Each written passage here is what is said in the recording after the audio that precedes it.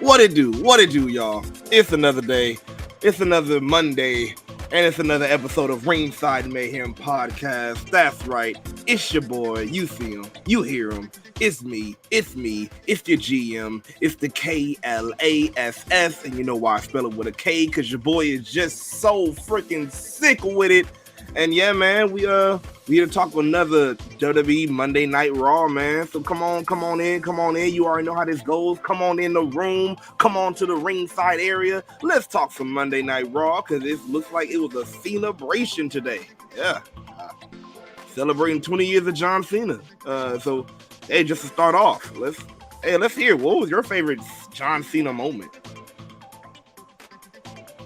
What really made you, if you were on the side of John Cena fans? Because, you know, there was also a side that says Cena sucks. You feel me? So you can put in your least favorite John Cena moment. You feel me? But come on and come in the comments. Let's have a talk about this Cena-Bration that happened today. And you already know also what to do. Go ahead and look. Grab your phone, grab your cellular device, right?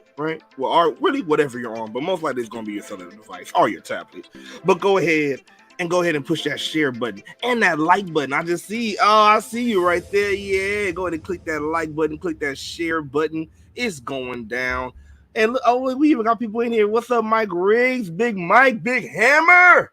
He says, hello, wrestling mayhem. This is Mike Riggs. Wow, what an amazing night on Raw. And now, ladies and gentlemen, would you please welcome the 16-time champion. He is John Cena. Yeah, man. Yeah, the Cena-Bration, bruh. The Cena-Bration. Welcome in, Mike. Welcome in. Yeah, man, everybody come on in, hit that share button, hit that like button. Eddie James, what it do, bro? Come on in, man. We talking some mayhem. We talking some Monday Night Raw, Monday Night Mayhem, and Cena-Bration. That's right. Thank you very much, Mike. Thank you very much for sharing. And everybody go ahead and follow Shoot. That's right. Share it on Facebook, share it on Twitter, share it everywhere you want to go. And then, if you like to, after the show or even during the show, whichever part, just go ahead and go to YouTube, click that like button too on there, and then share. You feel me? Comment on there. You know, let's just spread all the love. But let's go ahead, man. It's the celebration. I'm feeling celebration like. You hear the music? It's the celebration music. Hey, you like it? You like it? Come on, get your celebration on. Do your celebration dance. Wait, I'm gonna turn up a little bit. For you. In 5, 4, 3, 2, do your dance. Come on.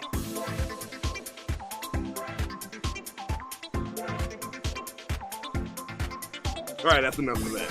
That is enough of that. But man, how was everybody's Monday though, man? How was everybody's Monday? Let's see, Mike Riggs said, my favorite John Cena moment was when John Cena faced Edge in Canada for the WWE Championship. Woo! Yeah, that was definitely good. I think almost every match that John Cena had with Edge was a dope match. Like, that was a very fire match. I think Edge was one of John Cena's best rivalries, I feel. Definitely. Eddie James says, missed the Forbidden Door after show. Wi-Fi was tripping. Understand, bro? Hey, but that's the best thing about YouTube and technology. You can always go back. You already know it's on the Ringside Mayhem Pod TV. You can always go back and check out the replay. Go ahead and hit the comments. We have some great laughs. Man, check it out, bro. Also, Mike says, looking forward to seeing you guys at the next PCW Ultra event. Mike, man, you already know, bro. PCW Ultra, it's about to go down.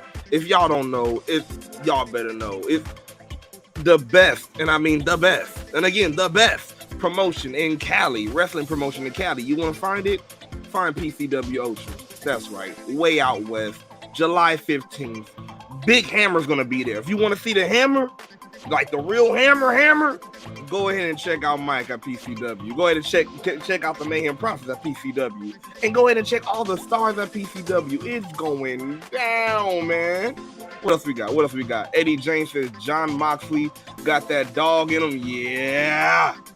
Yeah, Forbidden Door was dope as hell. We're gonna talk a little bit about that after we talk about Raw for sure. So yeah, definitely keep them comments coming. Keep them coming, man. Keep them coming. Also, while we wait for a little bit of people come in, don't forget, man, get your Mayhem merch. You feel me? Go ahead and get some of that, man. You know it looks good. You can get a white, you can get a gray. Yeah, well, man, we're gonna come out with some more colors very soon. But don't forget to go to Ringside Mayhem, the Ringside Mayhem folder at whatamaneuver.net. You feel me? Go ahead and go to collections, type in Ringside Mayhem. Go ahead and get yourself some merch, bruh. Go ahead and man, it's summer. It's getting hot as hell. I know you need that sleeveless shirt. I know you need that shit. I know you need it. It's getting hot, bruh. It's getting hot. Get the short sleeve. Get the sweater. Man, come on, man. Just rock some Mayhem this summer. Wherever you are, just rock some Mayhem this summer. You know what? I double dare you. I triple dog dare you. Whatever. If you ever go to any wrestling event, I dare you to get some Mayhem merch and rock some Mayhem at the wrestling event. Actually, take a picture of it and you can send it to us at Ringside Mayhem, either on Facebook, Ringside Mayhem Pod on Instagram, or RS Mayhem on Twitter. You can send it to us, any of those. And let's see, man. Let's see you rocking your Mayhem merch. And you know what? I'll give you one better. If you send us a picture, you rocking some Mayhem merch, you get some. Once again, you can get some right there at whatamaneuver.net. But if you send us a picture of you rocking some Mayhem merch, we will put your picture up on the live. That's right, up on the live. See how you sport your Mayhem Mizzarch. You feel me? Go ahead and get it in, bro. Go ahead and get it in. Let's see who else is in here. Let's see who else is in here. One more. Eddie James got one more. Said, who is Jacob Fatu facing at PCW? Bruh, Jacob Fatu is teaming with Joseph Samael. You know, War Beast? Yeah, the longest reigning tag team champ, really the longest reigning champions in California, period. And they're going against, hold on, let me pull this match card up for you, bruh. They're going up against Gorilla, being Papa Esco and Slice Boogie, bro. That's gonna be woo. And look, knowing Joseph, you already know it's gonna be some violence in that piece. You already know. It's gonna be dope. But yeah, man. As everybody come in, I think we can go ahead and get into this Monday Night Raw, which again was a Cena-Bration. We had a nice little Cena-Bration going on, man. First of all, again, shout out to John Cena, man. Let's just fully encapsulate this first before we, go really into the show, man. John Cena, 20 freaking years, man. Like we already saw Mike say, his favorite thing of John Cena's, his favorite match or moment of John Cena. I'm not gonna lie. One of my favorite moments, because I have a lot, but one of my favorite moments is, of course, when he first came in. Like, he's the one that's really started the whole rookie out of nowhere. Because usually before that, we knew that the rookie or the hometown person was going to get squashed. We do it. John Cena came and said, "Fuck that! I'm about to just blaze the whole game. That's it." And after he said his name and said Ruthless Aggression, pow! That was it. So yeah, that was one of my favorite moments for me. Other than that, I'll say his first time winning the title against JBL at WrestleMania when he finally won the big one, like his first time. Oh man, that was it for me. Some people are half and half about the Thugonomics John Cena. I was cool with it. I liked it. Money Mac, he loved it. That was actually his favorite part of John Cena. When John Cena left that part, look, he can tell you himself, but I'm gonna tell you, that's when he started not liking John Cena. That's when Mac joined the Cena sucks side. But but yeah, man. Once again, put in your favorite moments from John Cena, even if one of those moments is from tonight. Like one of the moments we saw John Cena once again face to face with people like Seth Rollins. Like, remember their matches? Like, that's one of the people that he helped like just shoot to the moon. And man, that was a great thing to see, and just see how he interacts with the now wrestlers. It's some great stuff. It's definitely great stuff. So definitely, before we get deep into this, no, I don't need to pause. Yeah, I get deep into it. I can take a drink to that one. But before we dive into this show, let's get to the comments real quick. Before that, Eddie James asked, "Is Jacob Fatu romantic?" Oh, okay, you fixed it. Is Jacob Fatu is Roman's cousin, right? Yes, he is. He is a part of the Samoan dynasty. Telling you, man, the Samoan dynasty is deep, like not even just WWE. Like, they're everywhere. Like, Jacob Fatu hitting MLW and PCW and any independents. What's it called? Muda, man, Mula. He's dope. Like, they're everywhere. They're everywhere. Just shout out to the Bloodline. Shout out to the Samoan Dynasty. Shout out to Rikishi. Shout out to Nox Pro. Just shout out to the whole Samoan Dynasty. George says, "LOL. Is it just me, or is Cena now that at that Taker level in WWE? Less than part time, just coming in to help the ratings." Yeah, but he hit that. He actually did hit that. Really, I would even say he hit that Rock status. The only difference between him and the Rock is like the Rock pretty much, when he was ready, like, he was gone. Like, yeah, he had his one-off, and then then he like faded into the I don't want to say the abyss, but just faded into Hollywood. But John seemed like he's trying to hold on so hard. Like, he's even in the speech we're going to talk about later, like, he's just trying to hold on so hard. It's just like, yo, I'm not giving up on WWE. I'm not leaving totally, and just keeping that hope. Another thing to point out is, like, yo, John Cena, like, literally, I know they said out of wrestlers, but literally, I think he has the most Make-A-Wish grantings of, I think, anybody in this world. And I'm like, bro, like, think about it. Like, not only do these kids that, again, it pains to know, like, a lot of kids going through, so many different things, and, especially with, the Make-A-Wish list, usually that's that, like, the last things they want to do, or their wish list, you feel me? When they're going through, and like almost over 700, I think even more than that, kids just pouring out to see John Cena. That's something that says something about the person, not just the wrestler, but the person. Just like we all talk about, one thing about wrestling is like the hope they give, or really, how they connect with people. Yeah, a lot of people may not like the PG-isms and everything, but hey, he sends that message to the kids, and the kids love it. And yo, like, you can't deny that. Definitely can't deny that. Let's see. Eddie James says, "John Cena and Randy Orton rivalry. I loved it." Yeah. That was one. I know it got to a point where a lot of people were like, "Yo, when is this going to end?" But hey, it was a good rivalry. It was in. Out of all the people to talk about Randy Orton having a silver spoon in his mouth, it was perfect for John Cena, because, again, John Cena didn't and made it up there already. It's kind of different when you had somebody that wasn't there yet talking about, "Oh, well, you just got it because of this." It's like, yeah, but you still not there yet. But John Cena was like neck to neck, head to head with Randy Orton. It's like, you only got here because of this, but I got here because I worked for it. It was good. And one more before we get into the show. George says, "I got 3 Cena moments. The first one, ECW One Night Stand. Classic, fucking classic. Whether you hate him or love him, that shit was classic. He threw the shirt out and they threw it back at him. Classic.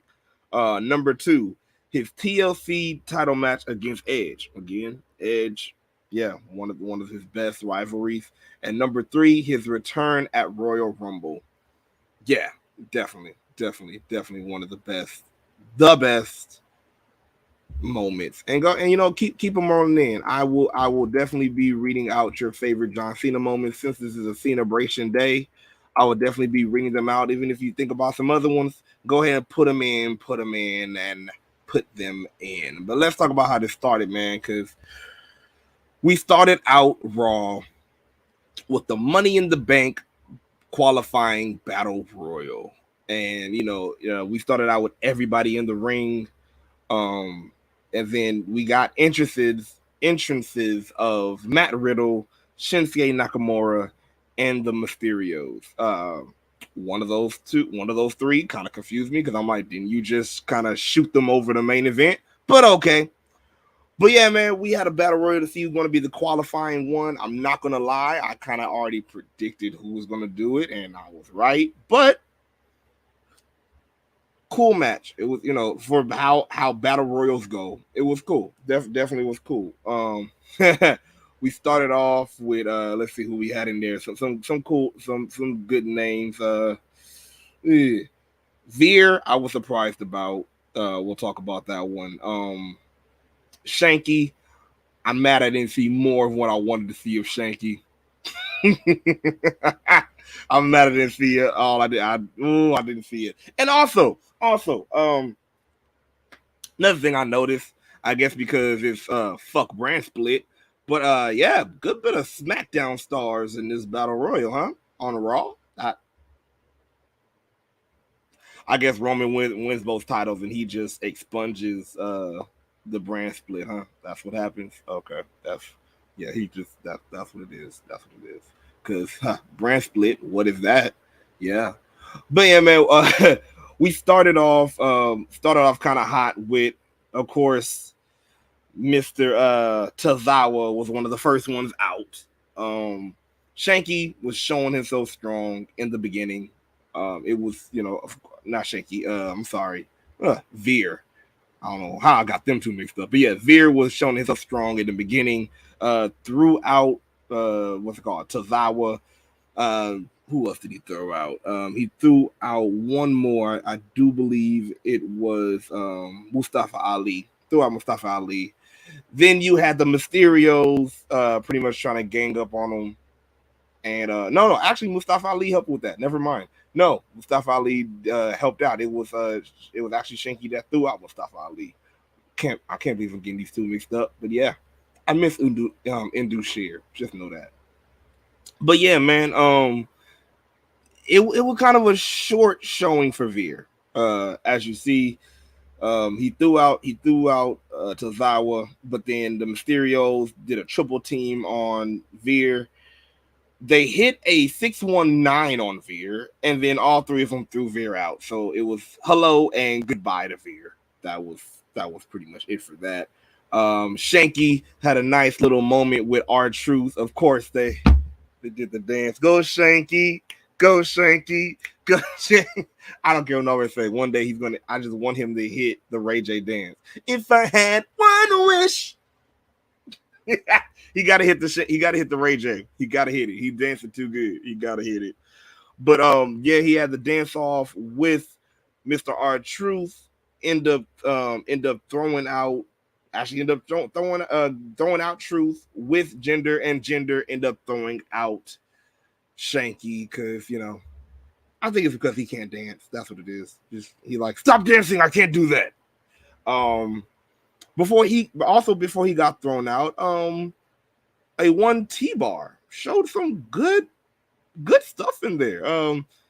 Well, for as long as he lasted, he got a good throw on Reggie. I was surprised he didn't land on his feet. We had one feet landing, but it wasn't, it wasn't what I expected from Mr. Reggie. That was the first half before we went to a break. Let's see what we got here real quick. Kenneth Stone says, we live, baby. Dirty Hills. Yeah. Dirty Hills here with the mayhem. What up, man? What up, Ken? Eddie James says, why would you say that Samoan Dynasty had the spoon in the mouth like Randy? Oh, would you say that the Samoan Dynasty had a spoon in the mouth like Randy Orton? Actually,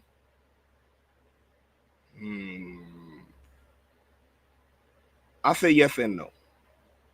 Yes, because I won't say a silver spoon, but of course they had that legacy behind them. So they had the expectation of you come from great, you come from greatness. There might be some greatness in you.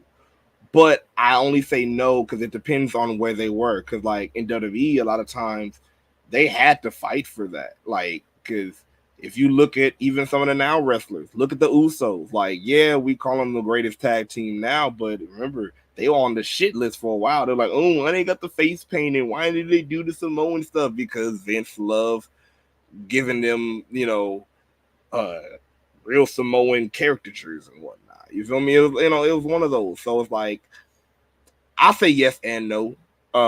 Randy, but also I don't even think really Randy had a silver spoon, but he had the silver spoon because even the trainer said he already had it. Like, and I can't deny that. Like if you already had it in training and the trainers can't do, and the trainers already said low, like he already had the stuff. I can't deny it, but I would say the Samoan dynasty did had a certain type of silver spoonage. Yeah, even I feel like they are the real best family in WWE and wrestling. Period. I feel like, a lot of people will argue, the hearts and whatnot, but the Samoans have shown not even just not even just back in the day, but even to now and even in the future, and not even just in one business. That's another one too. If you think about it, it's not even just one business. It's like I said, it's all over. Independence, on TV, not on TV. Yeah, Samoan Dynasty got that. Kenneth says Cena as peacekeeper. Yo, we need to get that match. We need to get that. Like he needed. Like I know everybody been saying they want Cena to turn heel. Fuck that. Have Cena be fucking, be fucking peacemaker in the goddamn match. Like, you know what? You got me so mad. I need to go to my peacemaker. I mean, he need to come out to the whole dance. Do you really want it? Do you really want to take that? That he needs that. What's it called? Tristan says, did Shanky start doing the crank that? He did. Like he does like a little slow crank that though. He don't like Yule. He just he's slow with it. He hits the two. Tristan also says Shanky ass need to bust out Thriller randomly. Man, I'm telling you, look, just all the dances. Hit the Ray J dance, hit Thriller, hit the real crank that. He can even hit the Young Jock. Let him start doing all 2005 dance moves. I swear, I'll be perfect with it. I'll be perfect with it. Tristan also says, I guess the brand split was just another thing Vince said, fuck it too. I guess so. I brand split where no more. Like the only time you really hear about a brand split now is Survivor Series, and that's barely really in that too. Because now they're like the one time when SmackDown comes on Raw. No, that's not the one time. You were just there last month. What you mean? I hate this shit. I hate this shit. George says, one wish, one wish, one wish. Till the baby's born. I can't stand you. I can't stand you, George. And also, lastly, Tristan says, if Shanky pull out the one wish, his ass is going to win the IC title. hey, that might be what he needs. He needs the one wish dance, bro. Just pull it out one time. And he should get mad like Ray J if other people start dancing. Like, hey man, I was just dancing for myself, man. Like, why y'all dance? Hey, he should get that shit. He should do it.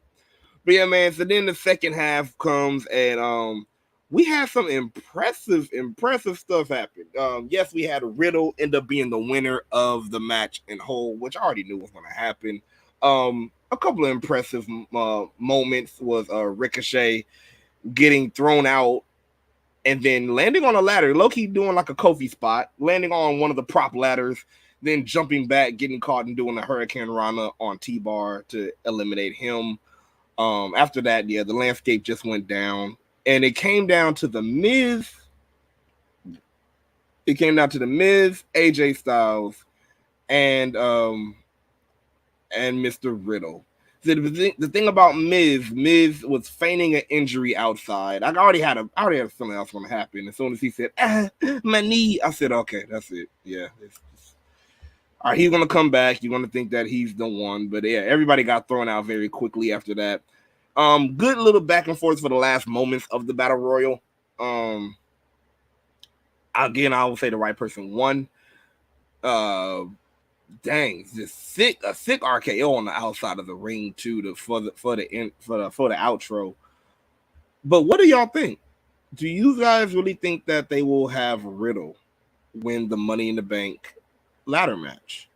Let's see who we got so far in this ladder match again. We got Riddle, we have Sheamus, we have Drew McIntyre. Yeah, it's like I just don't know if Riddle will be the one. You feel me? It will be a good story. It will be a good storyline, especially getting to avenge his bro, Randy, and it will be crazy when he turns. Like he was like, nah, like this should have been me, and he turns. Man, what y'all think? What did y'all think about the opening match, and what did you think about, do you think that Riddle might be the one to actually go all the way through? It seems like since John Cena was in here, and it was a Cena-Bration, the whole theme of Raw was don't give up, never give up, and be yourself. Don't forget about that. Man, what y'all think? Tristan says Miz was doing his best CM Punk tribute. Hashtag Punk knees. Give a cheers to you for that one. I give a cheers to you. That was a good one. Punk knees. I can't. That's the also George says if Shanky came into the business in the wrong era, he would have been great being part of the three-man band. Oh my god. Our 3 count. Oh no, you mean 3 count. WCW 3 count? I love WCW 3 count. If we're talking WCW 3 count, that was my shit. First of all, that whole music video that they used to come out to, okay, well, nobody said that was a shit. Okay, they had the green circles, they had the little green screen circles. They put that shit, and they were just. Hey, I used to have the whole dance moves down, bro. I used to have the dance moves down with that shit. Maybe he did come in the wrong era, probably, but right now the fans are loving it. Also, you did mean 3 count, WCW 3. Yo, the dance moves was the shit. I remember the whole freaking choreography back in the day. That was my shit, bro. You took me back. That was one of my favorite WCW teams. It was between 3 count and Filthy Animals. That's when I really started liking Rey Mysterio. That's, if anybody ever wondered, Rey Mysterio was my first real favorite wrestler, but it was WCW Filthy Animal Rey Mysterio. This was before I even like, what, he had a mask? Oh my god. Yeah. It was dope. And also Tristan says Shanky versus Disco Inferno on Thunder sounds like hella fun. Hey, for real. The dance battle that would happen before the match would be monumentous, stupendous, if I may say so myself, though. But yeah, man, it was a good little qualifying match. Glad Riddle won. Like I said, it's really pushing this storyline of Riddle avenging his bro Randy. So I'm definitely into it. I don't know if it will come to him winning the Money in the Bank briefcase actually, because it's just so many people. I just see so many. Probably, maybe though, maybe. But another person I'm liking what they're doing with, and the match that they had was with Montez Ford versus Aj Uso. And this was dope. This was actually a good, fun match. But even before the match, again, because it's Cena-Bration Day, we had the Street Profits asking John Cena for some advice. They were like, "Hey, man, so look, hey, I'm gonna be honest. We beat the Usos, but it was just in count out. We haven't beat them by pinning them yet. So do you have any advice for us, how we can tap into, our big match feel again and, get them tag team titles? And again, there's another reason why I do appreciate John Cena, even though sometimes we might not like the PG-isms, but he speaks facts. He is the only person, even commentary have not mentioned this ever since they have been on Raw or SmackDown. He was like, yo, Raw, SmackDown, Raw Tag Team Champions, SmackDown Tag Team Champions, NXT Tag Team Champions. Why have everybody been forgetting that they have been 3 championships, 3 tag teams championships? Why have everybody forgotten that? Like, I hate how Vince has done NXT so bad that people don't even mention that shit now. And it's like, yo, come on. And that's the street profit. And I'm glad that he mentioned it, because it almost feel like he said, now that's the street profits you need to tap back into. Know who you are. Get back to the NXT street profits. Get back to the real we want the smoke. And they even had one moment where they interrupted John Cena. They were like, oh, and I get what you're saying. You mean never give up, because we want the smoke. And that's exactly what Montez Ford got with his match going up against a main event, Aj Uso. Now this ain't Jimmy. This ain't roll up Jimmy. This ain't number 2 to one of the number 1s, Jimmy. No. This was main event Jay. And yo, what a freaking match. What a freaking match. I love when they're in there as a team, but also when they're in there even singles matches. As you remember last week, I do believe it was last week. Yeah, last week, Dawkins got the big win. And they've been making him seem strong as hell too. We've been having these conversations about Dawkins and how they're booking them and who looks stronger, who we think will be better as a single. They are building Dawkins up to, like, I'm believing him even as a singles now. Like, I feel like, okay, now I see it now. Like, if and when they do, split or whatever, I feel both of them will have some great moments still in the ring as singles. Oh my God, his freaking pounce, bruh. Like, just destroying people on the outside of the ring with that pounce. Just crazy. But yeah, man, Mr. Montez picked up that win by going up in the air as only he can. The best frog splashes. Can we talk about this? Who was on your list for the best frog splashes? Let's go. The best 5. Best 5 frog splashes. Go and put in your comment section. I will read your best 5. For me, I'll say 1. Of course, will be one of the people that really made it what it was, Eddie. Eddie just did it with so much grace. Rest in peace. He did it with so much grace, and it was just flawless. Like, that's it. Frog splash. It was good. 2. Definitely cannot forget about Rob Van Dam. 5-star frog splash all the way. 5-star. That was my look. I loved Eddie. That was one of my favorites. Was one of my favorite frog splashes of all time. Because, man, like, just the height, the impact, using your whole body. Like, once he spread the arm and the legs, you knew that when he came down, that was going to be an impact. 3, and yes, I'm putting it in this order, I will say Montez Ford.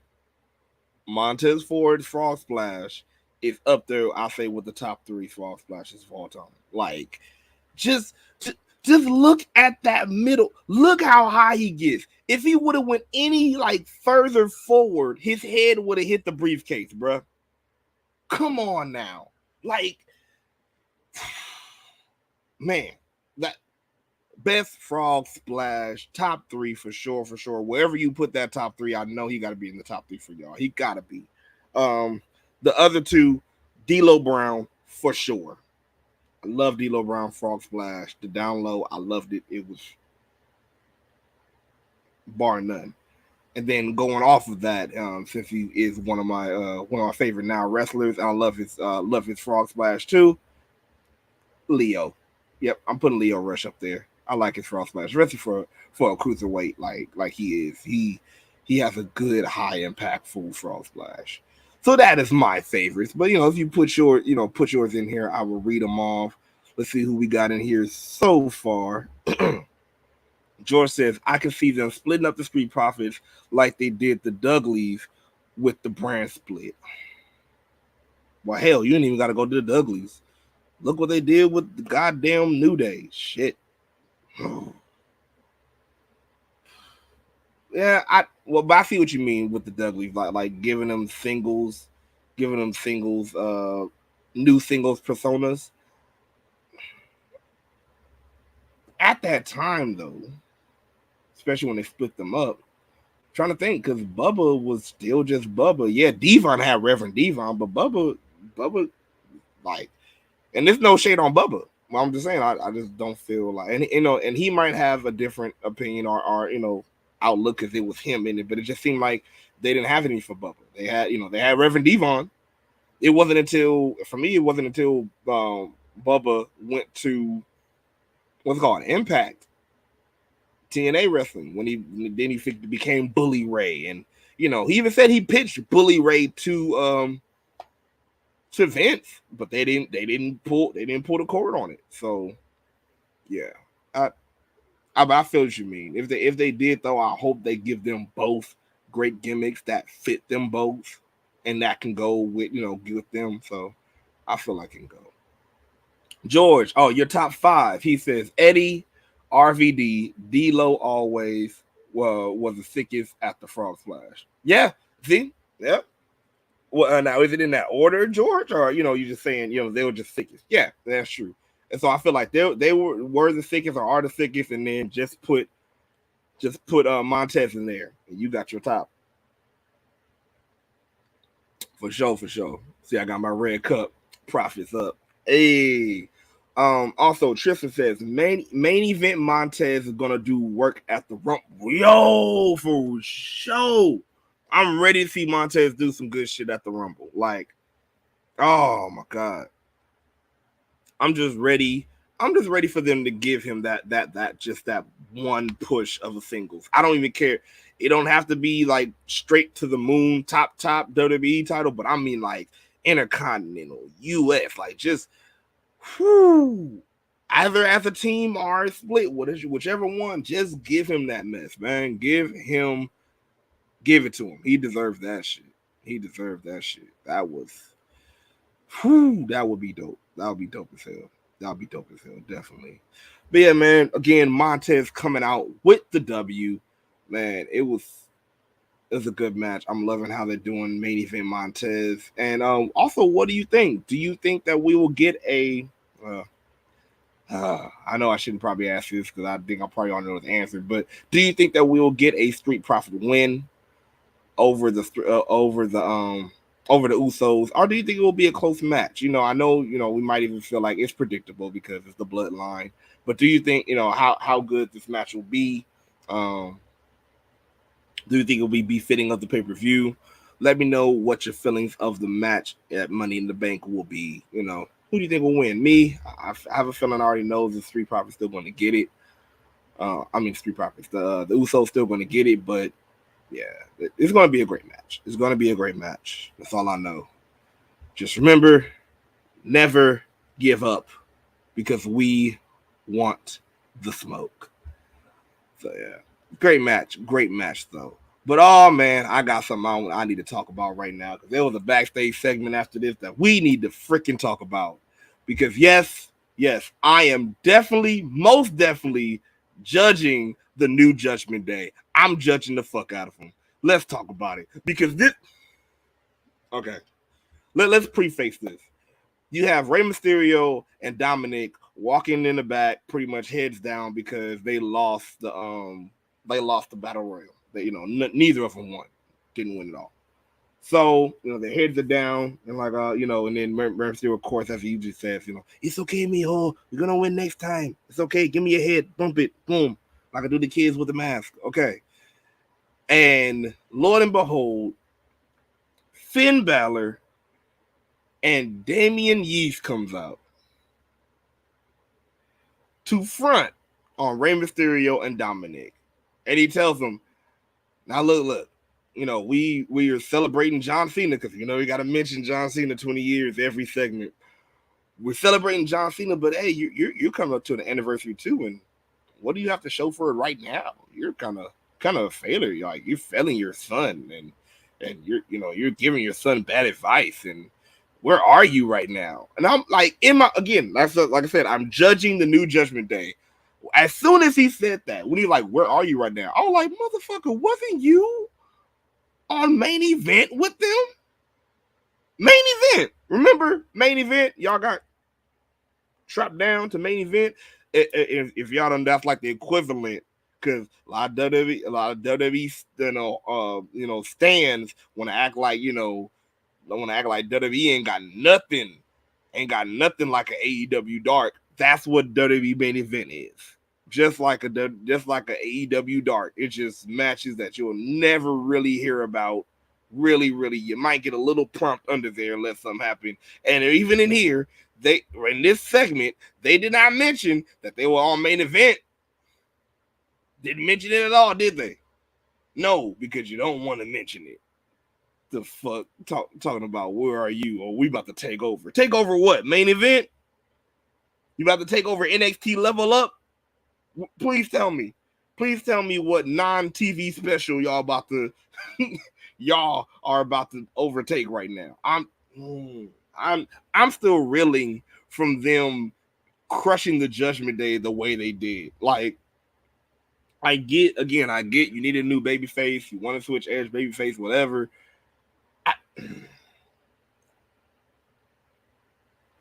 No, I say no. I was like, this is what we're doing.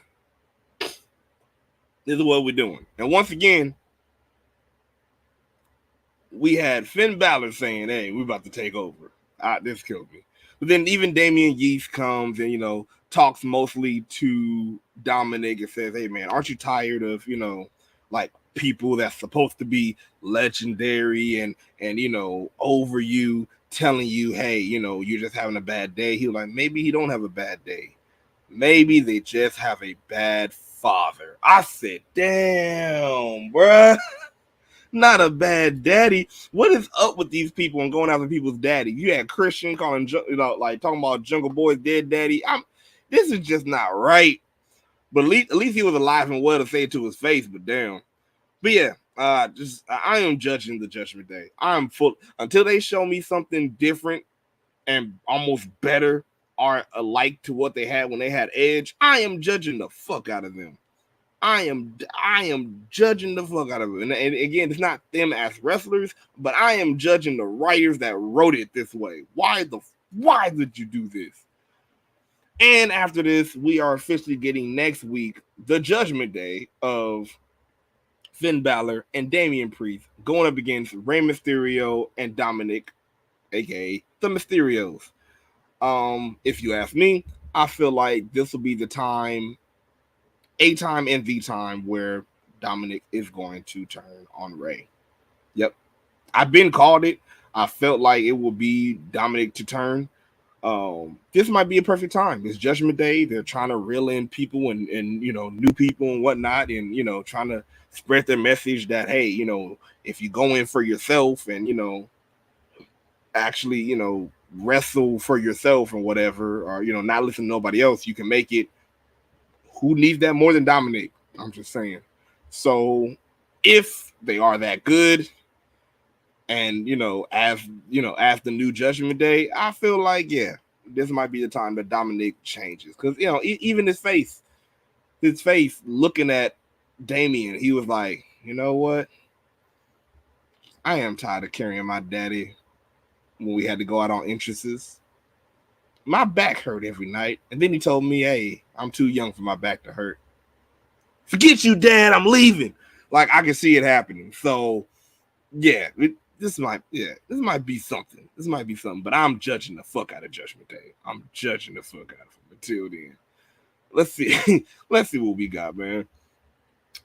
George says, I want the Street Profits to win it, but let's look at the story. The Usos going to win the match. Yeah, like I said, yeah, I really feel like they're going to win it. I really do. But it's going to be a great match. It's going to be a great match. Eddie James says, don't forget, WWE got NXT Level Up. It's very easy to forget sometimes, bro. They don't mention it on TV at all. I didn't forget, but it's easy too when you don't mention it on TV at all. At all. Hell, NXT was on TV when they were black and gold and didn't even mention NXT. And look how easy it was to forget sometimes about them. It just die. What else we got? Young Rich Skinny, what up, Ma? She says Mello versus Cena, please. That will be a good passing of the torch match. Definitely that will be a great passing. Okay, all right, I see you. Booking some stuff, getting your GM on. I see you, Young Rich. Let's see. Eddie James says, me and Christian would have thrown hands. Man, as soon as he said his daddy's dead, there wouldn't even be no music. I'm just running out from the crowd and whooping your ass. That's it. Tristan says, Judgment Day peaked at Hell in a Cell. But at least, look, even if they peaked at Hell in a Cell, at least let them stay on that peak for a while and just run shit. Like, I mean, you got rid of Edge and did this whole turn without neither one of members of the Judgment Day winning a title. Hell, Edge and Damian could have won the tag team titles. Something to really show, okay, the Judgment Day mean what they say, kind of bars, but Judgment Day mean what they say, and they're really going to take over, and they really don't need nobody. Something, but no, you didn't even get there yet, and then have the nerve to say, "Oh, Edge, you're holding us back."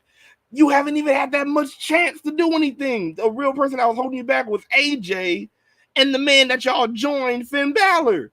I am so fucking.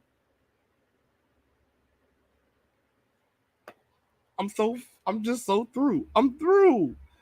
And then you end up on main event going against the Mysterios. Like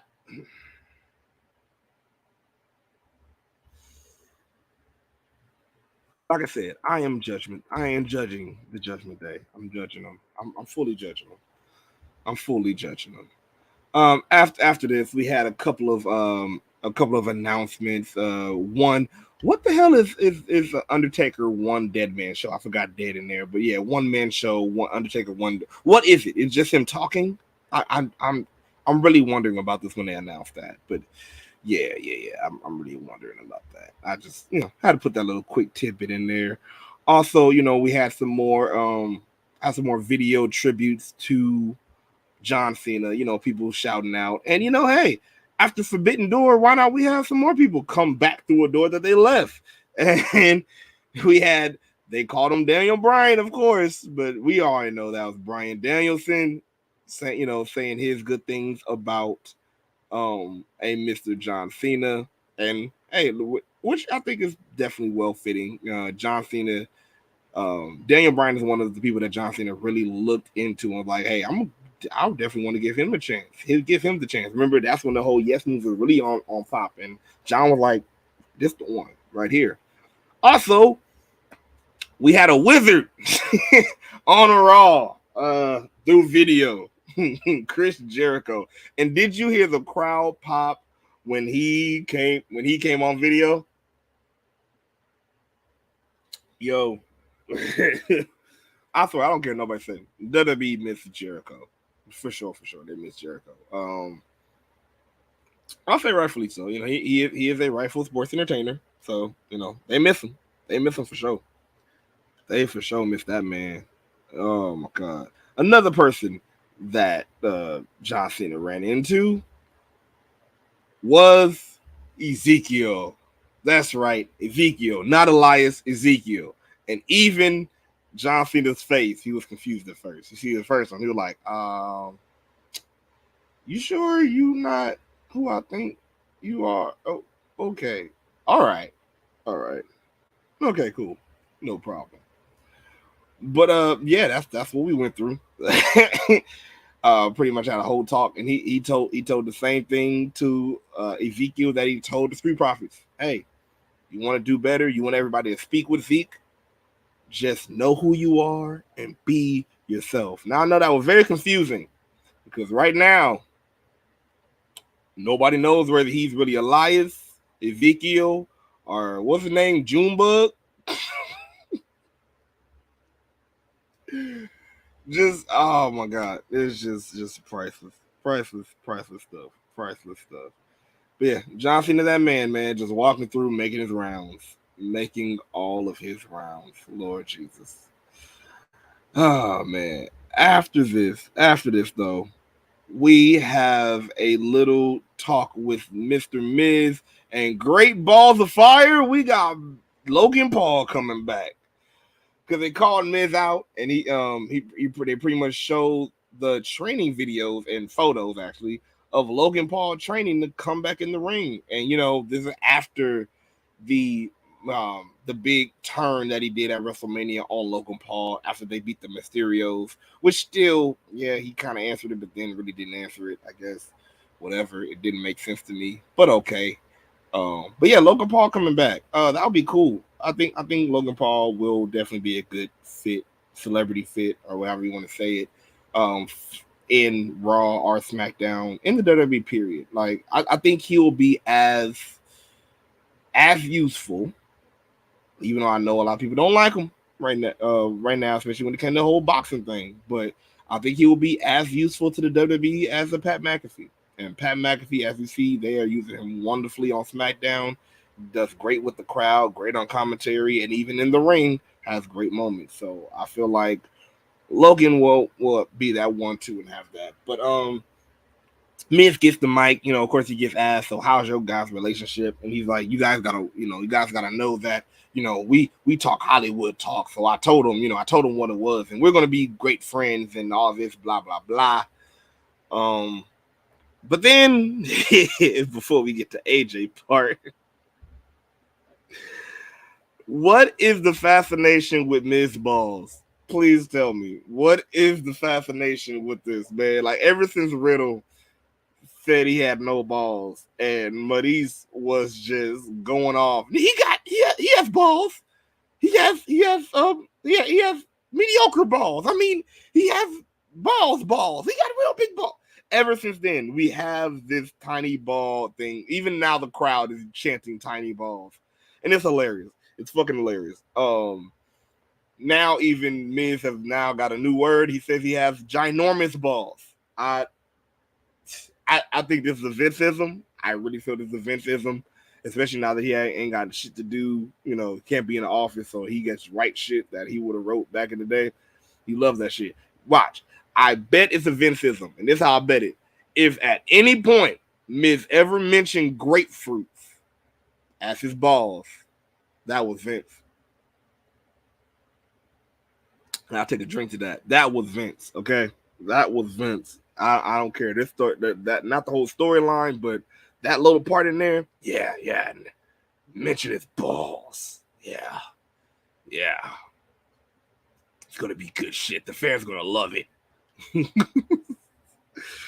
But it didn't come without any controversy from AJ Styles, who he did actually help eliminate in that first battle royal, which he just pulled his leg off while he was already outside the ring. So yeah, it was very fucked up. So he had to get that receipt back. So AJ came out, punched him in the face, and we actually get a match after that. We actually get a match out of it, and we got Miz versus AJ Styles, which good little competitive match. Miz, of course, had his same style where, he try to, pick his spot on where he wants to actually hit. I'm trying to wonder, where did AJ Styles get busted open at? Because how did that happen? Because you see in the bottom one, like his nose and his face just got marked up. I don't know. Did that come from his glove again? Like at WrestleMania, I was confused on that one, but it was a nice match. The ending of it though, came to where AJ hit a Pele kick, Miz rolls out and just goes for the count out and just walks out of the ring. It wasn't even a chase. It wasn't none of that. That was it. My face was just like AJ's was at the end of this. Like, what the fuck? But yeah, that's what we're getting. So it looked like we're getting a full extent of a Miz and AJ Styles feud. Um, I'm not gonna lie, I was expecting a little Ciampa in here because it seemed like they're having a little Ciampa and Miz, gathering or something, or like he's backing the Miz. So I thought we were going to see Ciampa, but I guess not. You know, I, we'll see where this goes. We see where this goes. But let's see. Let's go to the comments real quick. Eddie James says, "Does Vince think WWE bad writing is going to distract us from his bullshit he's in?" Yes. I think without further saying anything else, which I'm going to say for other than the time he came out, yes, he do. It's a big ego stroke that he got right now, and it's irritating. It's irritating. Young Rich Skinny says, "Oh, getting closer and closer to AEW versus WWE. Cough, cough. Even though AEW just is just old WWE." Mm, AEW, old WWE. Again, I say yes and no. Again, I say yes and no. Um, Again, realizing that AEW still has some mouths to run, because they are still new. So yes, no, they're not fully the old WWE, as in, because I do believe you're talking about the attitude era wise. Um, but yes, in a sense where you like you get that gritty feel from AEW. That's what a lot of people like. You just get that gritty feel, even if some stuff is a work. It feels like a shoot. Some of it, and that's because some of it, they actually do call a lot of stuff in the ring, and just in the ring. It's not too much of scripts in AEW. You feel me? So yeah. I feel what you're saying though. I don't know if we're gonna get AEW versus WWE. You talking about like an invasion or some shit? I don't know.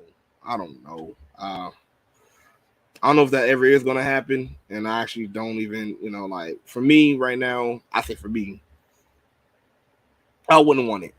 I wouldn't want it. I'll say AEW and everybody else stay like just stay where y'all at. Just be great right there, and because they're gonna bump heads. They're always gonna bump heads because they're not the same. They don't have the same goal clearly.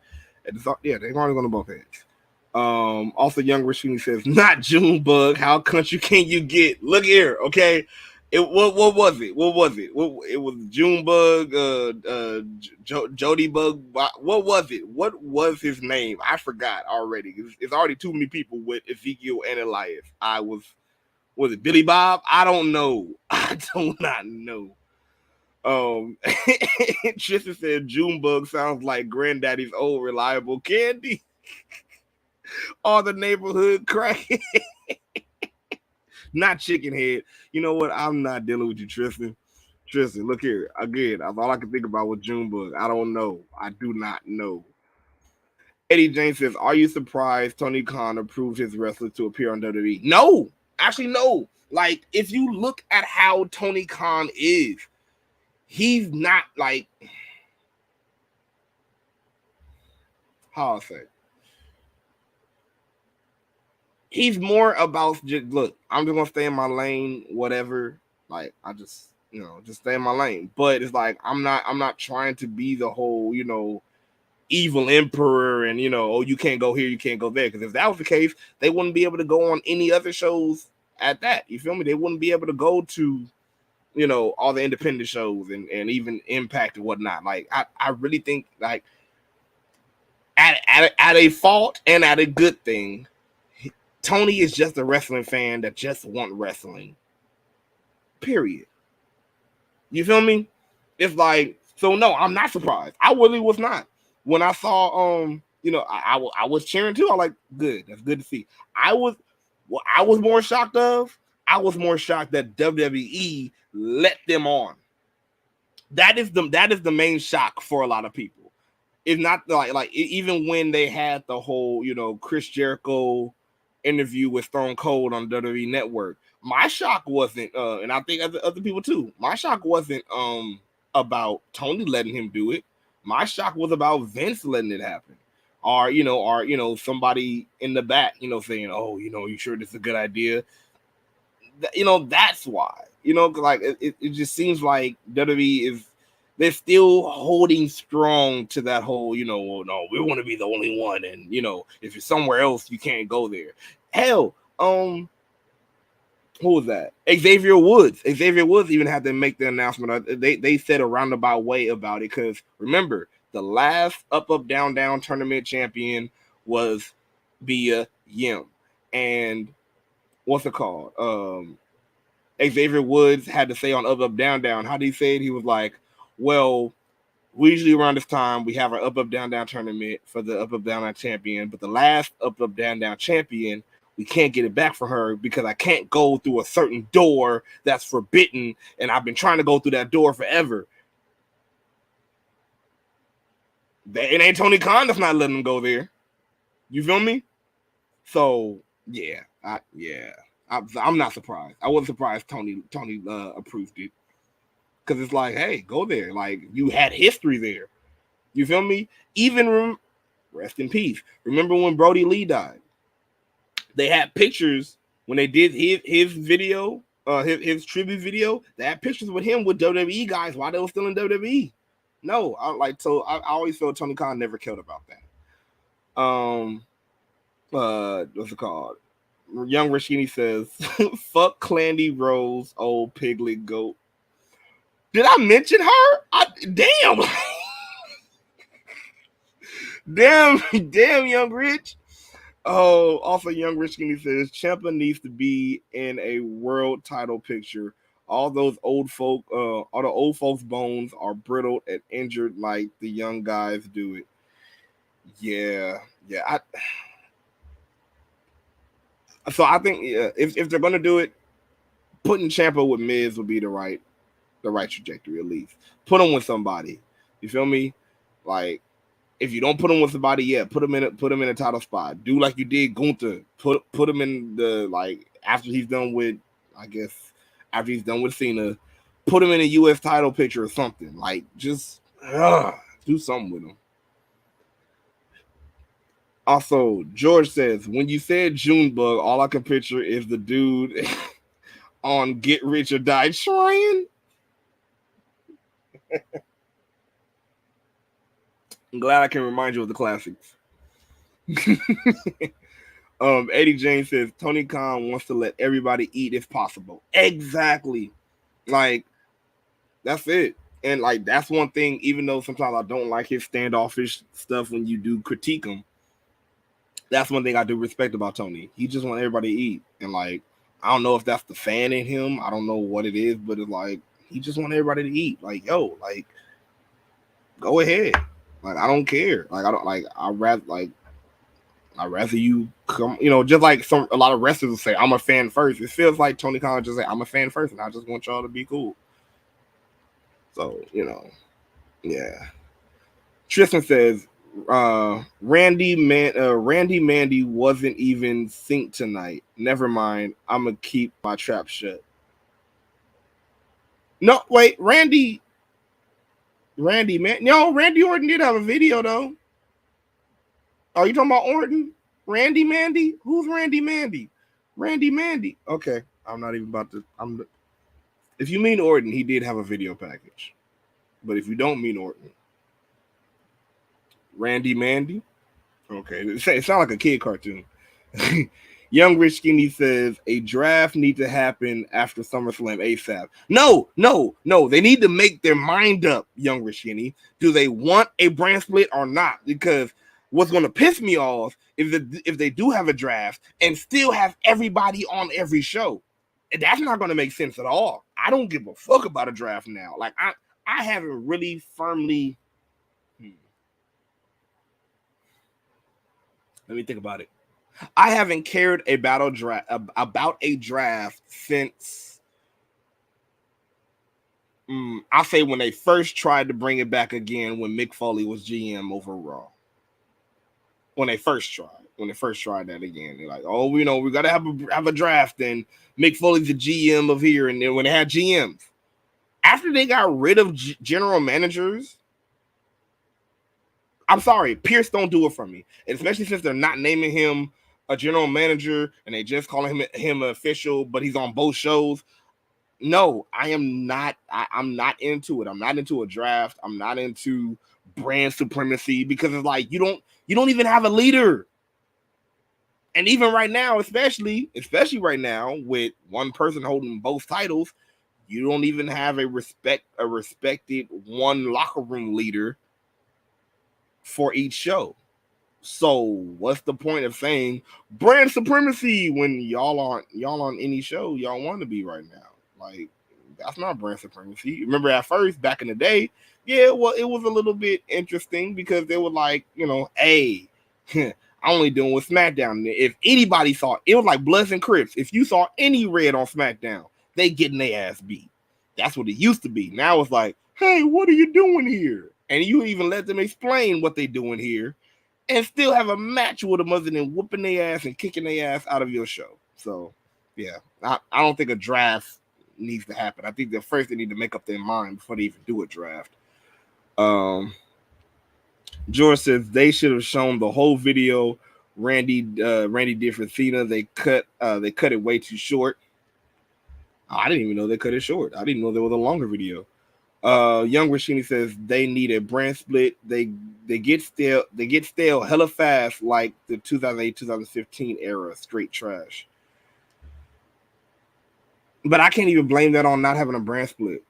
I can't. I just feel like it's the writer's period. I really do. I feel like you can have more than one show, but you don't need a brand split. Like I feel like that's just a cop out. I really do. I feel like that's a cop out for them. Like, oh well, we can't split the brand, so we can't write real good. Really?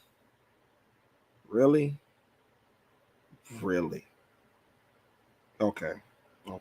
So brand split is the reason why you guys dropped the ball on NXT when it was black and gold, and even right now sometimes. You feel me? It's like I just feel like they use brand split as a cop out sometimes for bad writing. Tristan says I meant Randy like Austin Powers did. Randy equal horny Mandy equal horny. Mandy basic but kind of bad though. I know, shame. You know what? Shame, Tristan. Shame. But one more because we got to get to the next segment. Young Rich says combining everyone on one show, people will be getting forgotten about and more releases. Hell, look, I'm sorry. I'm sorry. Wait, and then Young Rich Cheney says NXT didn't need black and gold. The main roster did. I'm sorry, Young Rich Cheney. I hear what you're saying, but again, I just feel like that's a cop out. I really do. I feel like that's a cop out because if I'm correct, they always had a whole bunch of motherfucking people on the roster, even in the Attitude Era days. And remember, Attitude Era days, we had one champion. We had, 2 shows, and everybody was on each show. And look, even if it was the smallest part, hell, the hardcore title 24/7 was still entertaining, and it was better than what they got for the 24/7 title. It's the writing. I'm sorry, it's the writing. The motherfucking writing is how you do it. It's like it's how you make it. Like I said, even right now, with what's it called? With what's his name? With Roman Reigns combining the titles. At first, everybody was like, yeah, combine the titles. Now they're like, oh no, don't do it. It's like, it's cool that he combined the titles. It's okay. But again, you got to write it the right way. It's the writing. And yes, Russo's aggression was still good. Yes, Russo's aggression was good, But I still like the Ruthless Aggression when everybody was still on every show. Just me. But yeah, let's get to the next thing because as we saw, we had AJ versus Miz. You see, you won that one. After that, we had Bianca going face to face with Miss Carmella. Miss Mella is money. Cool promos back and forth. I'm liking that they're getting Mella. It seems like they're getting Mella back to her original, the original way she was. Like, even if you don't hear the SABLUO, it's like, even if you don't hear that, you still feel the same. She's going back to saying Mella is money. It almost seemed like she got her old ring attire back almost too. It's like, it's like I'm glad about that because at least that one had a good mean streak as a heel. Now, if I get that Mella, I'm gonna like this match. Because even Byron, her last match she had, Carmella had, he was like, "Hey, where's the mask?" She got rid of the mask, people. She got rid of the handsome Squidward mask. Why are people popping fireworks and it's not even 4th of July yet? It's still June. Okay. But yeah, yeah, like she even got rid of the mask. I'm loving it now. I'm loving it. And it made it even more poignant when Mella was like, "Y'all forgot what I've done," and it's like, okay, with you talking like this, you're right. I did forget. That's right. You have been 2-time Money in the Bank champion. You have been 4-time WWE Women's SmackDown Women's champion. That's right. You did that. You have. Even though you had help from a little chinless wonder, but hey, you was a heel. Or you are a heel, so that fits. I don't care. That's cool. But just keep this. Keep this, Mella. I don't want the mask, Mella. I don't want the most beautiful woman in the world, Mella. No, give me Mella is money. Give me Mella is money, and I'm down. I'm down for it. I'm completely down for it. After this, we had Alexa Bliss versus a Miss Liv Morgan. Good match. Surprising ending. I'll say that too. We started with a little backstage segment with a Miss Liv and a Alexa Bliss saying, "Yeah, first of all, we're not friends, but I'm friendly, so we're cool." I said, okay, but you guys was hugging and shit. But okay, I guess you're not friends, but you're friendly. Cool. But they said, but the competitive spirit is still there, and both respectively saying, "I still plan on winning at Money in the Bank." But let's talk about the match. Liv ended up beating Alexa Bliss with the most dangerous move in all sports entertainment, and that is the backwoods. That's right. Another person stole Xavier Woods' move, the backwoods, and this time it was Liv Morgan. She stole it. She stole the backwoods, and she did the backwoods on Alexa Bliss, and even Alexa Bliss was like, "God damn it, I lost to the backwoods." But yeah, man, what do you guys think about the new Alexa one? Also, what do you guys think about the Liv and Alexa Bliss match? And how y'all feeling about this whole thing? Let's see. Let's go to Young Rich Skinny says Carmella had a Titantron. I stand. She ain't Sophia, but she cool. Better than Mandy.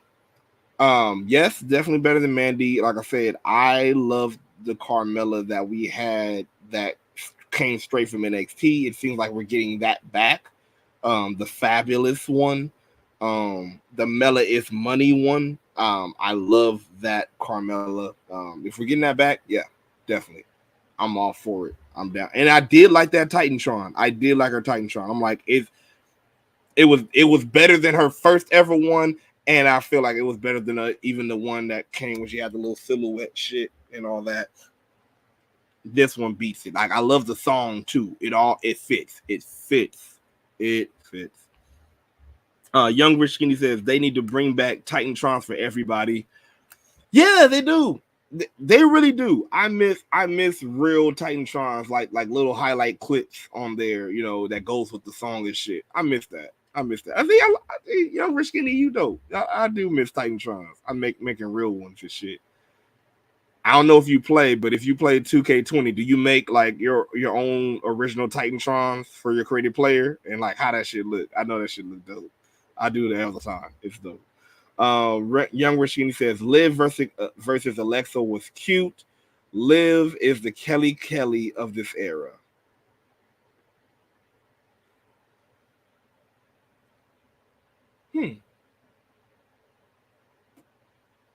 I never heard that before. I'm trying to think. Is the Kelly Kelly going, hello? Damn. You got. She might be the Kelly Kelly. She might, maybe not too much like Kelly Kelly, but yeah, I get where you're going. Yeah. She is. I love it. I love how Liv has grown, especially since the release of the rest of the Riot Squad, and at first it seemed like they didn't have really that much for her, but she has definitely grown into her own, and I love it. I love the chances that they are giving her also. Tristan says you can't go wrong with a little Italian ratchet.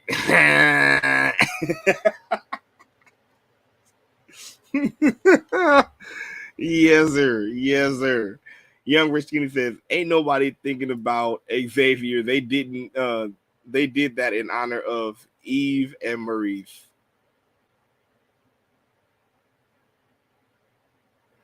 They probably did, but it is now the roll up is now an official finishing move by Xavier called the backwoods. So I don't care. Nobody say the roll up is now the backwoods. And if you do it now, you are stealing a finishing move. Now, this finishing move is being used as much as a sweet chin music or a super kick. And I don't like it. It is a move now. Stop using Xavier's move. Get your own. Oh, man. Well, we got to the middle of the show, and you know what time it is. Party people! It's party time. It's celebration time, and we started with Vince.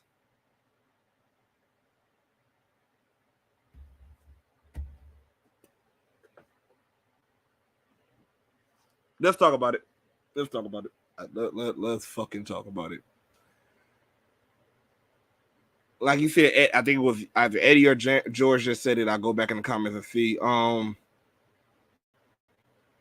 Yeah, literally, this is an ego thing for Vince. Vince is just showing like, okay, I'm still not nobody gonna get rid of me. I'm still gonna be here. That's pretty much what it is. And I'm not even gonna lie. As long as he gets, because he already said on the Pat McAfee show, he don't check Twitter. So y'all and everybody else can put all your grievances on Twitter and oh my God, this is disgusting and why is he on here and all this. He's not gonna look at that because he don't look at shit like that. As long as the one thing he would look at, but it's not happening, is if he came out and he got booed out this whole stadium by the fans. And I mean really booed, like, okay, we don't like you. Like he knows energy. He knows energy. And if the fans gave him that energy that's there, it would be different. But no, they're not. Like he came out there and I mean the crowd went nuts. No chance. Everything just went nuts. And I'm like, there's no chance in hell that I'm really going to chill for this shit. So I'm not gonna lie, I waited till they went to commercial or until John came out. I went and did something else. Yikes, man. Just yikes. Just yeah. But yeah, we had the Cena-Bration, man. And let's just skip that. I don't even want to talk about Vince no more, but let's skip that and go to John. Again, the legacy of John Cena, man. Even him explaining what never give up really meant. He was like, look, because if you really look at it, I was at the bottom of the totem pole when it came to wrestlers. but because I stuck it in there and just, took what they gave me or, asked me to do and just did it to my best of abilities, look where I am now. And that is true. Like, never give up is really his story. He did not give up. He spoke about, pretty much being in the position he is right now, saying, one, it's mainly about the fans. It's mainly about, where the fans have taken him. This celebration wouldn't be anything without the fans, anything without us, saying how much he learned from, the fans' reaction, whether good, bad, indifferent, the split reactions. He said it helped him outside of WWE. I feel like, this wasn't written for him. Of course, John Cena is one of the few people that, Vince trusts with a storyline in the first place, or with just saying something without a script. So it was definitely a good heartfelt. I'm not gonna lie, I'm feeling for a little bit. I was over here pounding my chest like, that's right, John. Good moments. He did say, I want to say all this because I'm not saying that it's going to be just a one more match. It's going to be because, the crowd started yelling, one more match. And he said, it's going to be more than one. I just can't be certain on when it will be or when they will be. That is telling me, look, I still do feel like, okay, he most likely will probably have his match with Theory at SummerSlam, but he's further telling the fans, telling us, okay, look, I realize my schedule is getting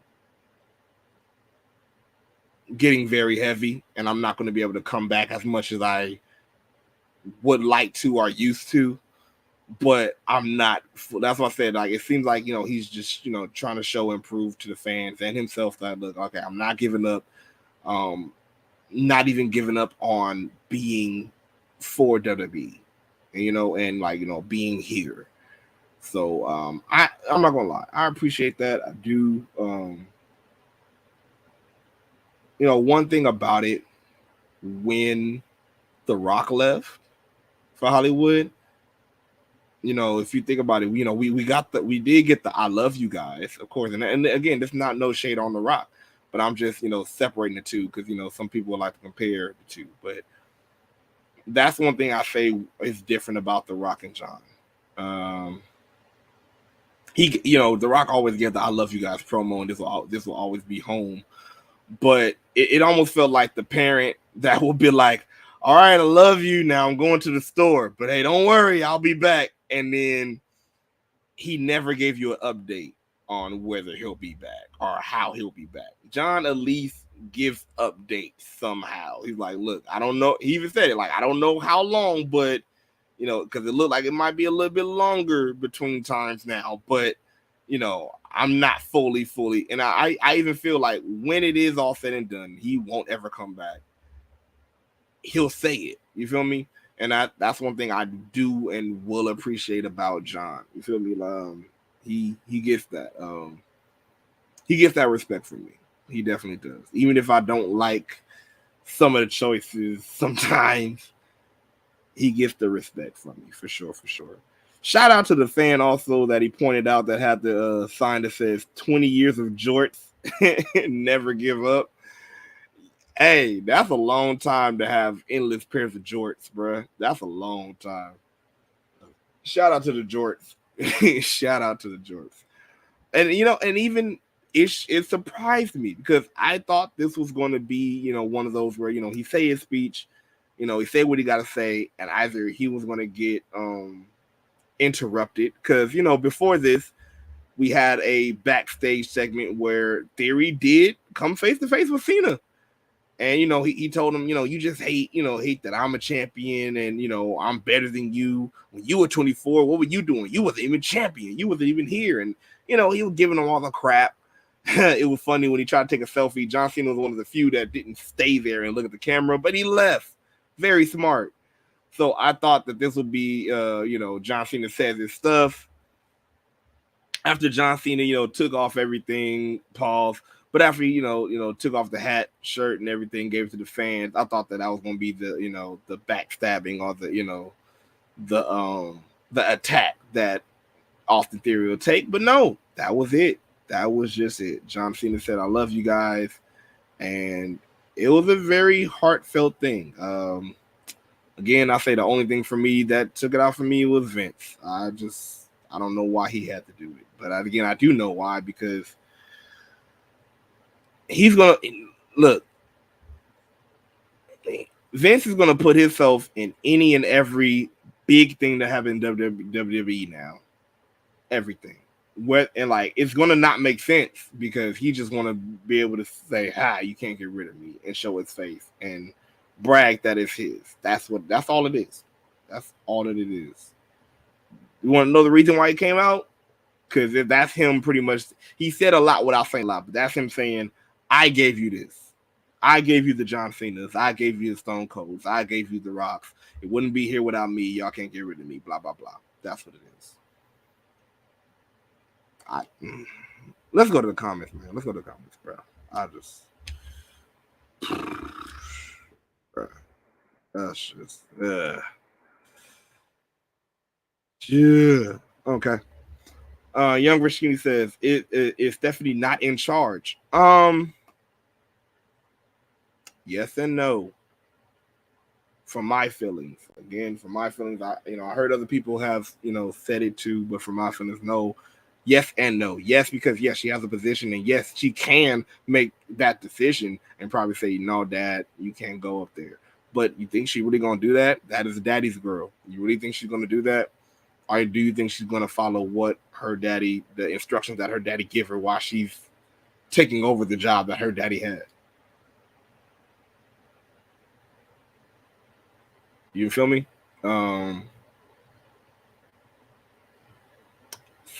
Yeah, that's all I got. That's all I see. Like, no, she's not. She's not. He's not for real. So yeah, no.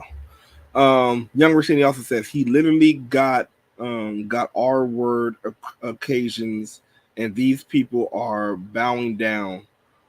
Oh, got accusations. Oh, he got R word accusations. There we go. I got you. Accusations. The people are bowing down. We ain't never gonna thrive. Man, that talking about the fans again. Exactly. They just cheering, just going ham for him. I'm like, even if I was there live, I wouldn't have went ham. That would have been probably the moment. I probably wouldn't have went to the bathroom because I know John Cena was going to come out next, but I definitely would have been like, whoa! For me, and hey, I'll say this: every promotion has a cult following. Most people would argue that the cult following of a promotion are usually the people that are there in the stands. So whether good, bad, or indifferent, whatever happens with Vince or whatever, they're still going to cheer for him. They're still going to love him. They're still going to, for me, I love all wrestling. I'm not a cult follower of any one wrestling business. So, that's one thing that John Cena said too that was poignant. And I'm like, a lot of the cult followers are not going to believe in it and do it. But, he even said, like, if you like something, yeah, say it. If you don't like something and think it's crap, say it. If you don't agree. But that's the thing, though. It's like a lot of people won't do that. They're going to just hold on to their cult following. Yeah. Young Rashini says, if it's not versus Carmelo, he can stay retired.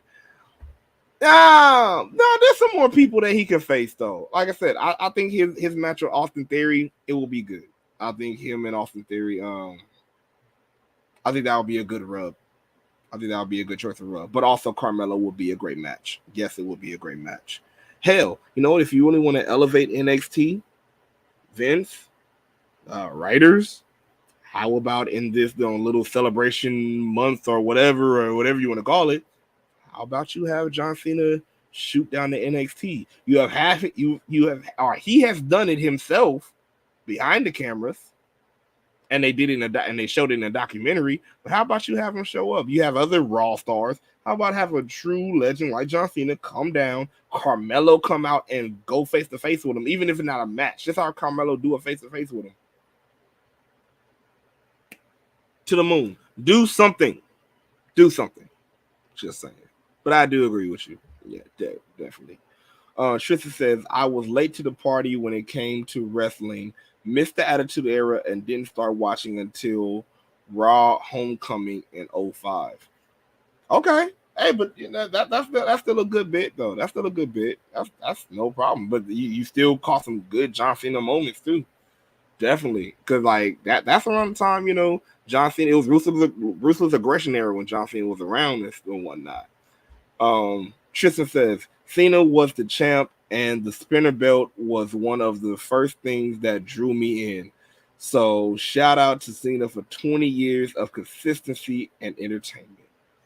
See, and that's what I do love. I love that. I love that because a lot of people gave a lot of crap when it came to the spinner belts, and still do. And were like, oh well, it took away from the prestige. And actually, it really grabbed a lot of mainstream attention. I would say, especially that's where Vince wanted to go, and it grabbed a lot of because at that time, you said 2000, we said 2005 and beyond. Think about what was really popping at that time. Crank That, like a good bit of rap. Like it was really rap heavy at that time, and John Cena came perfectly in there and got the perfect belt for the times. And again, we say it went to PG, but at that time it wasn't even just for little kids. It was for the youth. Like you said, Tristan, I was like, yeah, I caught it at the Attitude Era. I'll say the end part of the Attitude Era, but 2005 and whatnot, that was my era too. And shit, I was loving that shit. And I was a youth at the time. I feel middle school into middle school, going into middle school, going into high school. I was a big fan of that shit because it's like, yo, the spinner belt. Remember when spinner chains was the shit? So it was like that was perfect. That was perfect timing. It wasn't just for kids because a lot of people were like, oh, it was just for kids can have toys. No, it wasn't. That shit was blinged out. Looked like a real rap artist made that shit and was worn like that. That was dope. That was dope as hell. Tristan says the feud with Kurt Angle and then Edge in 05 and 06 kept me tuned in.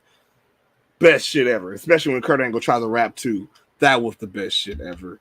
Young Rich Skinny says like they did with Naomi Bell. Naomi Bell was dope too. I did kind of like it. I feel like they probably could have done a little bit more, but I did like that they added the glow. I did like that. Young Rich Skinny said it should have just been Cena instead of the main title.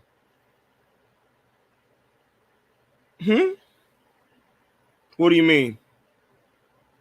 What you talking about being blinged out? I don't know.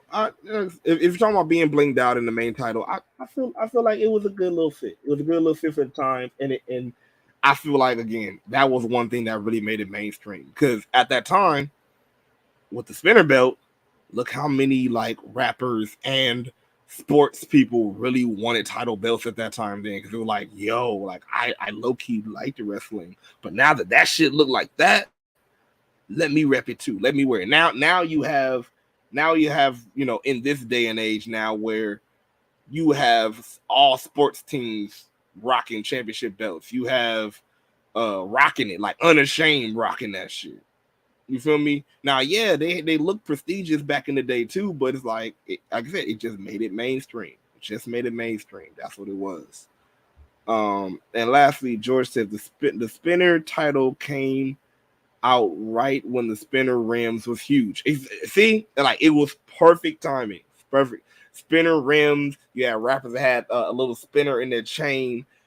It was perfect timing. Perfect timing. Let's go. We had a few more things on this show, man. We had Bobby Lashley going up against the Alpha Academy in a 2-on-1 handicap match. And how befitting after John Cena had his words. Theory was the special guest enforcer of this match.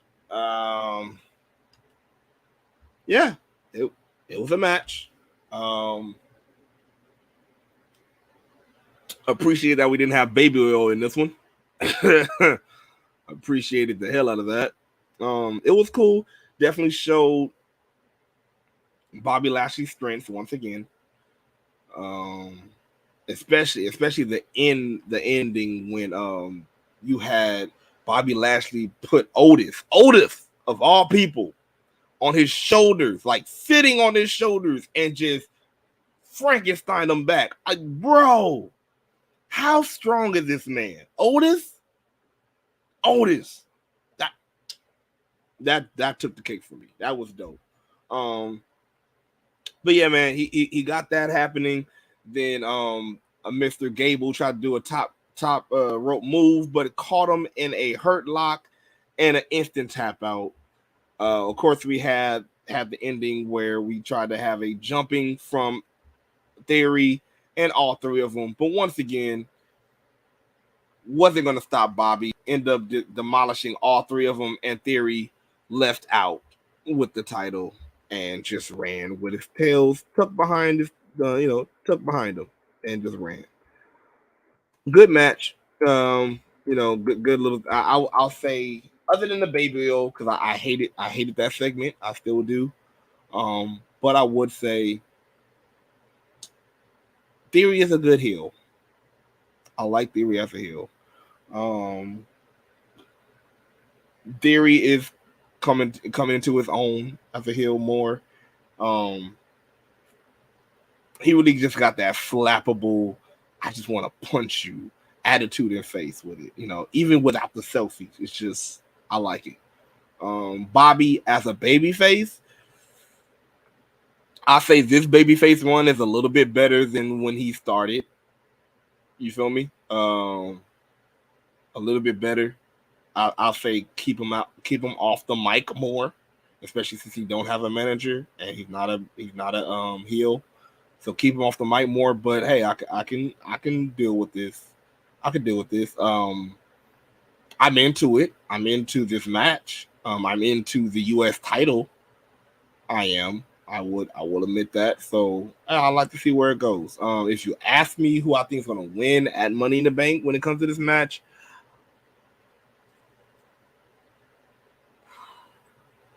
and actually I don't know. It's up in the air because you got the one side. Of course, you have Bobby Lashley. He's stronger. He has to drive, and he might be the one that could just topple Theory. But then also, you always got to remember the storyline of who Theory's mentor is, which is Vince. So we'll see how this goes. But I am a little bit sports entertained by this. Like I said, cool match. Alpha Academy did their due. It was what it was. Shoosh and all that business. Yeah. And then after this, man, I'm not gonna lie. We got a little dose of adrenaline when we had an update on Cody Rhodes' condition. And pretty much he stated, he's banged up real bad, especially after a sledgehammer to the pec. As they confirmed, looked like they told him, it will be 9 months. But he did say, it would have been nice to be in the Money in the Bank ladder match. He put a lot of people over. He even put Omos over. He put the match over and put the competitors in there over, which is but the way he did it kind of made me feel like I know who's going to win now and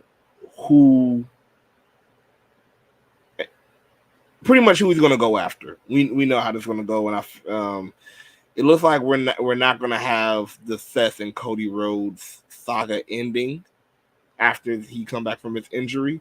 It might be that Seth might win the briefcase, and then it'll be a whole thing where Cody comes for Seth.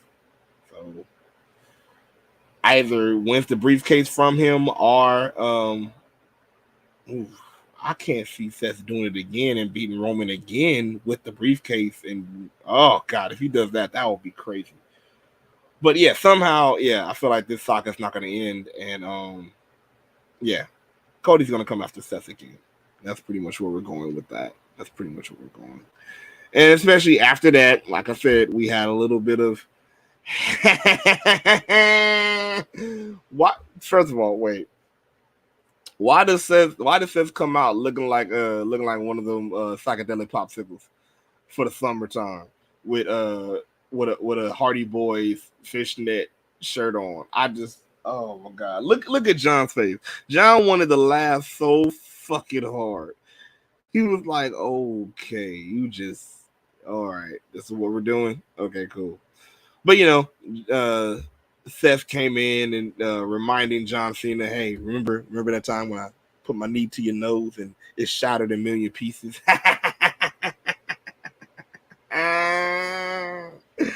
And all that shit. And then also he reminded John Cena, he was like, yeah, in your illustrious career, you had a great career, but you're a part of that 85% that lost the Money in the Bank, buddy. And I was like, damn, I do remember you did lose. Like, damn.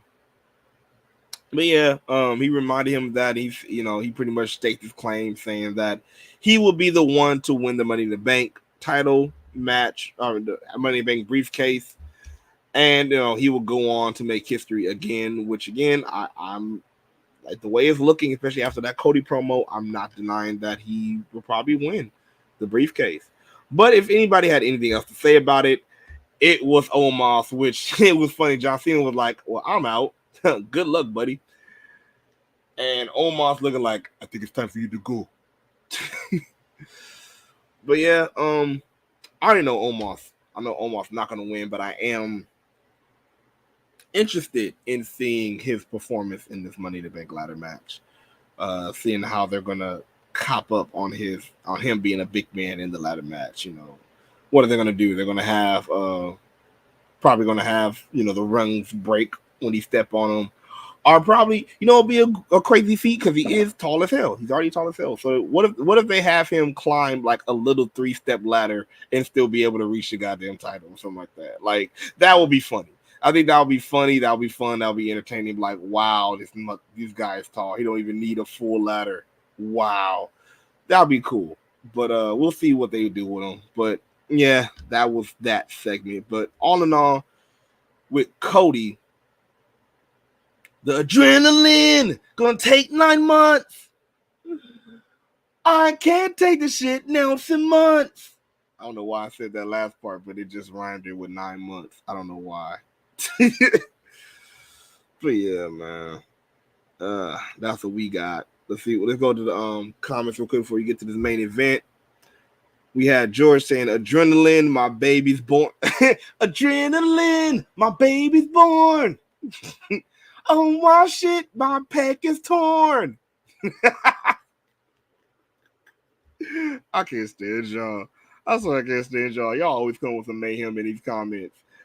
George says, Seth looked like he got his luggage mixed up with Becky and just went in with it. You know what? Hell, we're going to get to what Becky was wearing too. I think they're going to competition on who's going to wear the most outlandish shit. I feel like they just have a competition. I feel it. Eddie James says, Omos being in the Money in the Bank is dangerous because he's so green. Depending on how they use Omos, it might not be. That's what I'm saying. I'm really looking to see how they use Omos, because if they just use him for the big spots, as in like, they hit him with a ladder and he no-sells it for a couple of times or something. You feel me? Like, there's ways to get around his greenness. I just don't know if they are going to know how to in this ladder match. And yes, you're right. If they don't know how to, yeah, it's going to be dangerous. Very dangerous. And I just hope. Or you never know, because MVP is with him now too. Maybe he's teaching them some more ropes. You feel me? So you never know. You never know. But let's get into this main event, y'all. We had the last chance Money in the Bank qualifying elimination match. God damn, that was a lot to say. God damn it. Why can you just say the Money in the Bank qualifying match? Oh my God. But yeah, man, we had the last chance qualifying match, and we had Doudrop A1 Nikki Ash, aka Nega Nikki, Big Time Bex, Shayna Baszler, Xia Li, and Tamina. Cause why? Fuck brand split.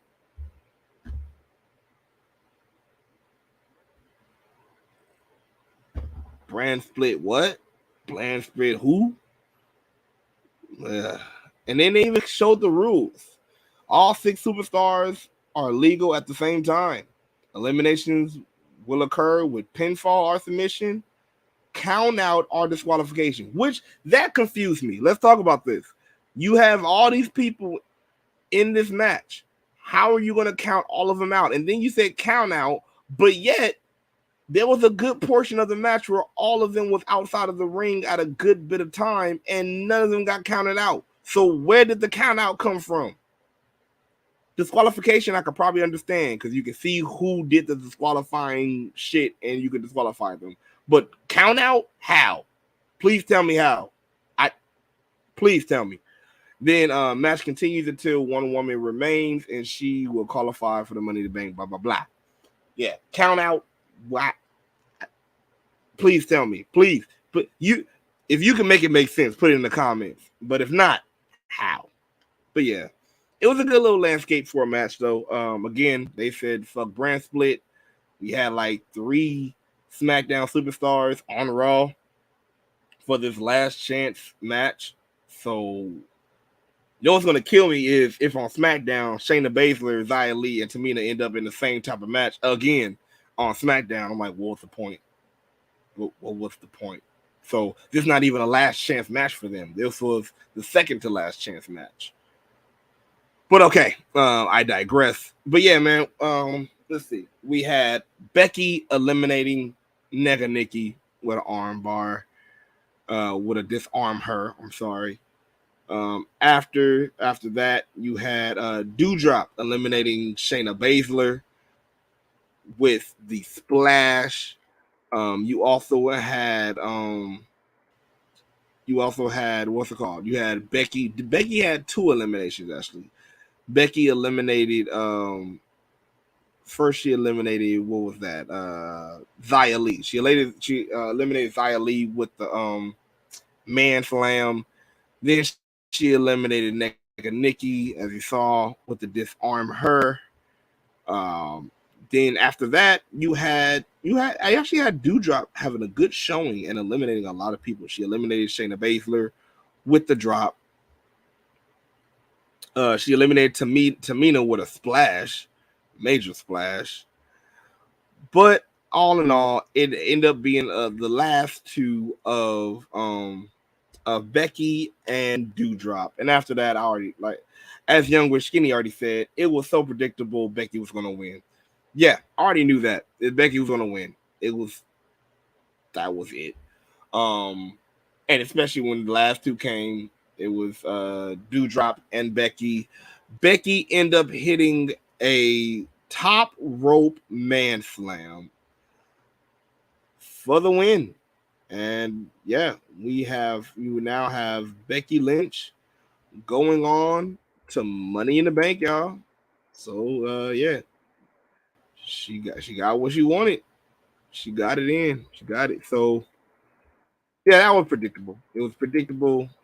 Very, very, very predictable. Now he has one more slot in here. So who do y'all think will be the last person to join in the Money in the Bank for the women and the men? I feel somehow they're gonna put Ricochet in it. They're gonna give Ricochet another chance on SmackDown. Ricochet, they got to get another high flyer in there, so they're gonna put Ricochet in there for SmackDown. For the women, damn, I don't know, man. Y'all help me out. I don't know who else I feel will even fit in the women. For the women,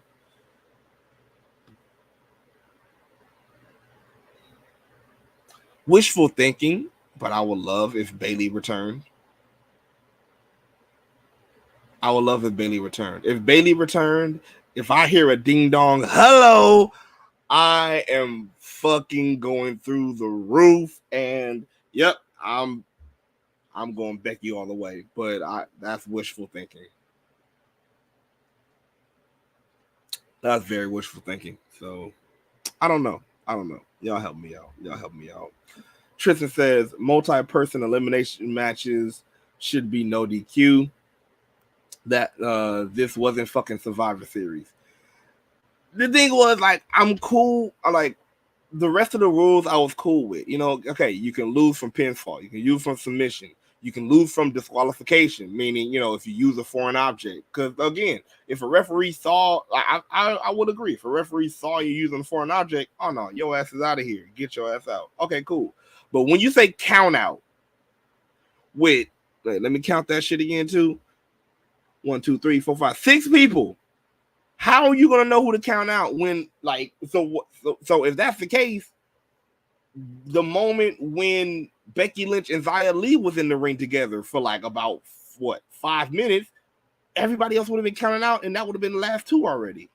So yeah, count out just didn't make sense to me. That just didn't make sense in the rules at all. But yeah, it is what it is. They can go off. WWE, go off. Yeah, again, Younger Machine says it was predictable. Tristan says, "Are just called the last chance tornado elimination match." That would have worked too. That would have worked. Young Machine says she thinks it probably will be Charlotte or Bayley. But why the throw up face for Bayley? Charlotte, yeah, I wouldn't agree. I feel it. But Bayley? I miss Bayley. I've been missing Bayley so freaking much. Like, ding dong, hello. I've been missing Bayley so much. I can't give her a throw up face. I can't. I love Bayley. Tristan, Pam with the ham return.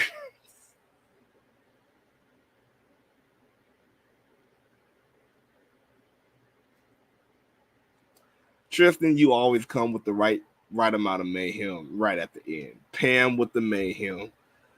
Younger she says Bayley don't need no damn Money to Bank contract. Why not? Please tell me why not. Because I already see some storylines she can already be, especially if she come back heel. Get the Money in the Bank briefcase. She still had her feud with Bianca Belair, which I would take. I would definitely take it, especially since Rhea got it, especially with Rhea injury. Again, keep her in my prayers with the head injury. But I would definitely take Bayley for that storyline because she had a good feud with Bayley. With Bianca. I wouldn't mind that happening. Now even she can rub it in Bianca's face, and Bianca, man, come on, man. Oh my God. What'd you say? Bayley can feud with Ronda. Money in the Bank is supposed to be won by someone new, fresh, and in need for a come up. Not all the time, though. Not all the time, Young Rich. It's like, I get what you mean. I get where you're coming from. But also, oh my God, no. If Bayley feuds with Ronda would die. Under not just under match wise, but under promo wise. Because Ronda sucks at promos. And Bayley would just annihilate her in a promo. Like, no. Like, yes, but no. Like, ugh. Just, oh God. That would be so bad. But I see what you're saying about, it should be for fresh stars, but it depends too. It depends. Because it's like, it depends on what fresh star you pick. Because let's admit, what did Otis do for the Money in the Bank? Or what did Money in the Bank really do for Otis? You feel me?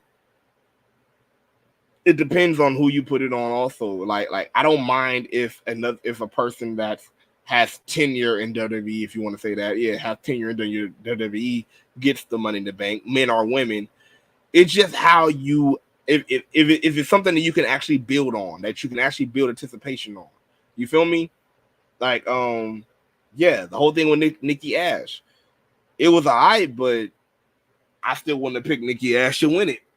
I wouldn't, especially her as Nikki Ash. No, because now I know even when you win it, which happened, even when you win it, you're gonna lose it real quick. I want a believable Money in the Bank winner. That at least I feel like you're gonna keep that title for a good while. Even with me, and like I said, I'm not saying that everybody, even with experience, is gonna keep it that long. Because when Miz had his cash in recently, he became transitional. But I already knew he was gonna be transitional because it was Miz going up against who was it, Bobby Lashley. We knew that. You feel me? So like I'm not saying they need to be new or old, just hey, make it make sense, people. Make it make sense. Eddie Jane says WWE reminds me why I fell in love with AEW. I still enjoy WWE sometimes. Exactly. It's like I love all wrestling. But yes, WWE do also remind me why AEW is on a come up right now. And yes, it is on a come up. Okay. That's what's going on. Let's see what else we got. Let's see what else we got in the comments. Yeah. Young Richie says Bayley is the longest reigning SmackDown Women's Champion. That alone explains she don't need it. No, not exactly. Because you never know. Like just like the same reason why Becky Lynch feels like she needs the Money in the Bank match. You can always have a rut. You feel me? It doesn't matter. That's why the Money in the Bank is so good, because it helps you when you're in a rut, even if you're one of the best. Let's name some of the people that had it. Randy Orton has had it before, I do believe. It's like it fits certain people. As long as the storyline is there. I need storyline. I need the right story.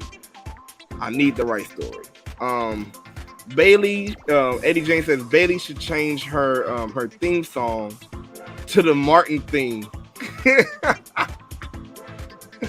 Martin, doom, doom, doom, doom, Martin, ding dong, hello.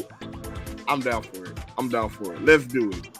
Especially since they had the 30 years of Martin. Let's do it. Young Richini says the past few women Money in the Bank, I think it being the people that won it, already had championships under their belt. Not Nikki Ash. Nikki Ash wasn't woman champion. Who else? Who else when they won it? Carmella wasn't women's champion before the Money in the Bank. Carmella. Alexa Bliss, it fit for her because it fit in the storyline. And also, it fit in the storyline, one of her, needing to get back and rise and win the championship again. And also, it fit in the storyline with her and Becky Lynch because she screwed Becky Lynch from getting the Money in the Bank title, the Money in the Bank briefcase. It fit.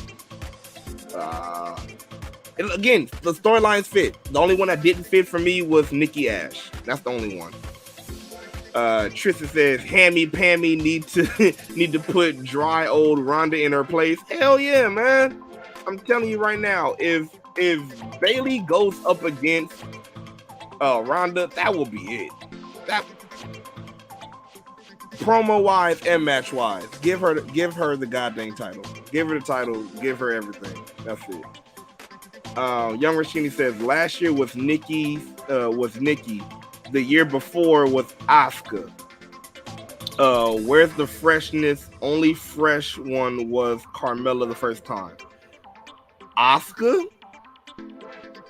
Asuka actually would have fit if the whole thing with what's it called didn't happen. Again, if I get what you're saying about freshness, but it even would have made sense. What if they would have made a fresh star a champion at the time and then face Asuka, or Asuka, it still would have worked. It don't just have to be a new person per se. That's what I'm saying. The story just has to fit. Then Nikki Ash. Nikki wasn't champion. Nikki was never women's champion before she won. So that was fresh. That was and hell, she even had a fresh new gimmick. She was never women's champion. The only other person that was women's champion, Asuka. Like we said, Alexa Bliss. Who else? Like each one has felt fresh to me. You feel me? Are not fresh, but at least the storyline felt fresh, and that's what we talking about. Like build, you can still build somebody up somehow. You know, it's just all on how they do it. I get what you mean though. I get what you mean, and I know what you meant when you said one. I know. George said this Raw reminded me why I'm loving Impact more now. Hey. You get a lot of memories from WWE, I see.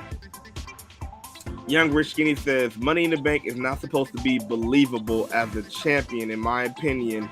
Making them look like the wild card looks more fun. No. But that's the saying. But even a believable wild card. Hold on. Let me turn this party music down real quick.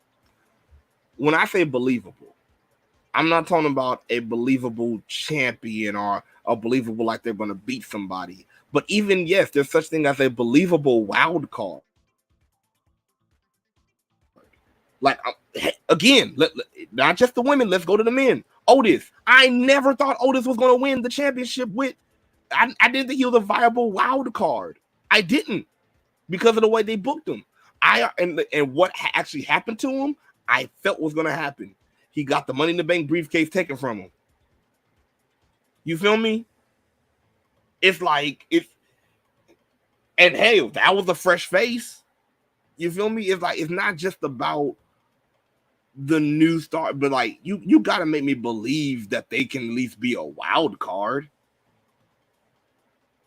Come on, you gotta at least let me be. You can be a wild card. Young Rasheen says Nikki won the tag team championships, but that was not the main championship by herself. That's why, again, she was never the main champion. Hell, she has never even won the NXT Women's Champion. So yes, even though a lot of people didn't agree with her gimmick at the time, she was still a wild card because she was tag team champion, but that was tag team. And if you remember the rules of not tag team championships and tag teams, a lot of times, they're quote unquote not so good as singles. And then it even goes with Nikki's again record. She has never been NXT Women's Champion. She's never been Raw Women's Champion. She's never been SmackDown Women's Champion. So she definitely was a wild card. And again, even with her gimmick, it was a believable that she would be a wild card, which she was. Very wild card. And there we go. But it got to be believable. Gotta be believable. Tristan says, what if Sasha returns? Her and Stephanie could could have settled shit. I can dream. Hey, you know what? Even if it's not Sasha, what about Naomi? What about Naomi? Either one I'll be down with. But I'm just saying, yeah. It just seems like Naomi been lost in the shuffle too when it comes to news sometimes. But yeah, I feel it. Young Rashini says, we didn't come to see Otis and nobody came to see Nikki either. But see, no. No, Younger Skinny. No. See, you don't get to say that because you said fresh and new and to the main title theme, that was fresh and new. See, sometimes as fans, we do that a lot. Like we be like, oh, we want somebody fresh and new. Then when they do give us somebody fresh and new, but it's somebody that we wouldn't preferably, but it's still fresh and new, and we don't give it a chance. But that's also why I said when it came to Otis, I already didn't believe that Otis was going to win it. Nikki, at least, she was a believable wild card. The gimmicks just kind of fucked me up with it. But other than that, I believe she was a wild card. I believed it. Otis, not so much. He was just a wild eater at the time.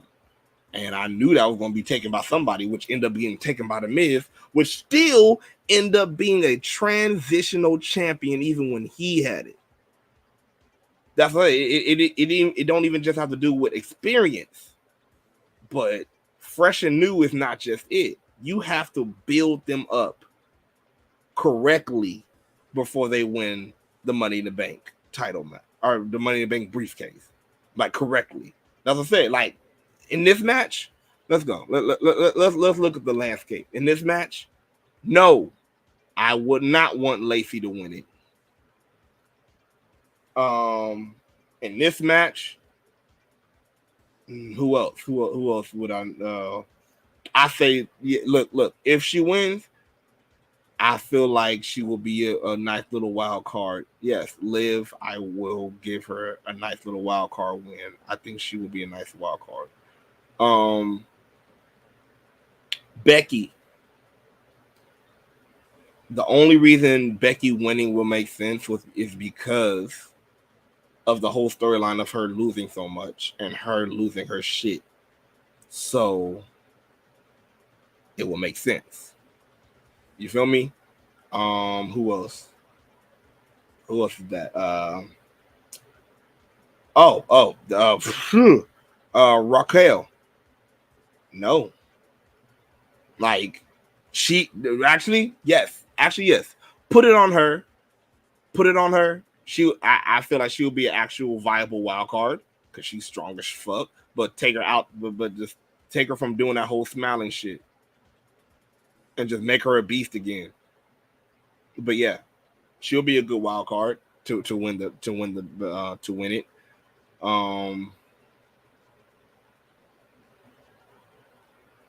Other than that,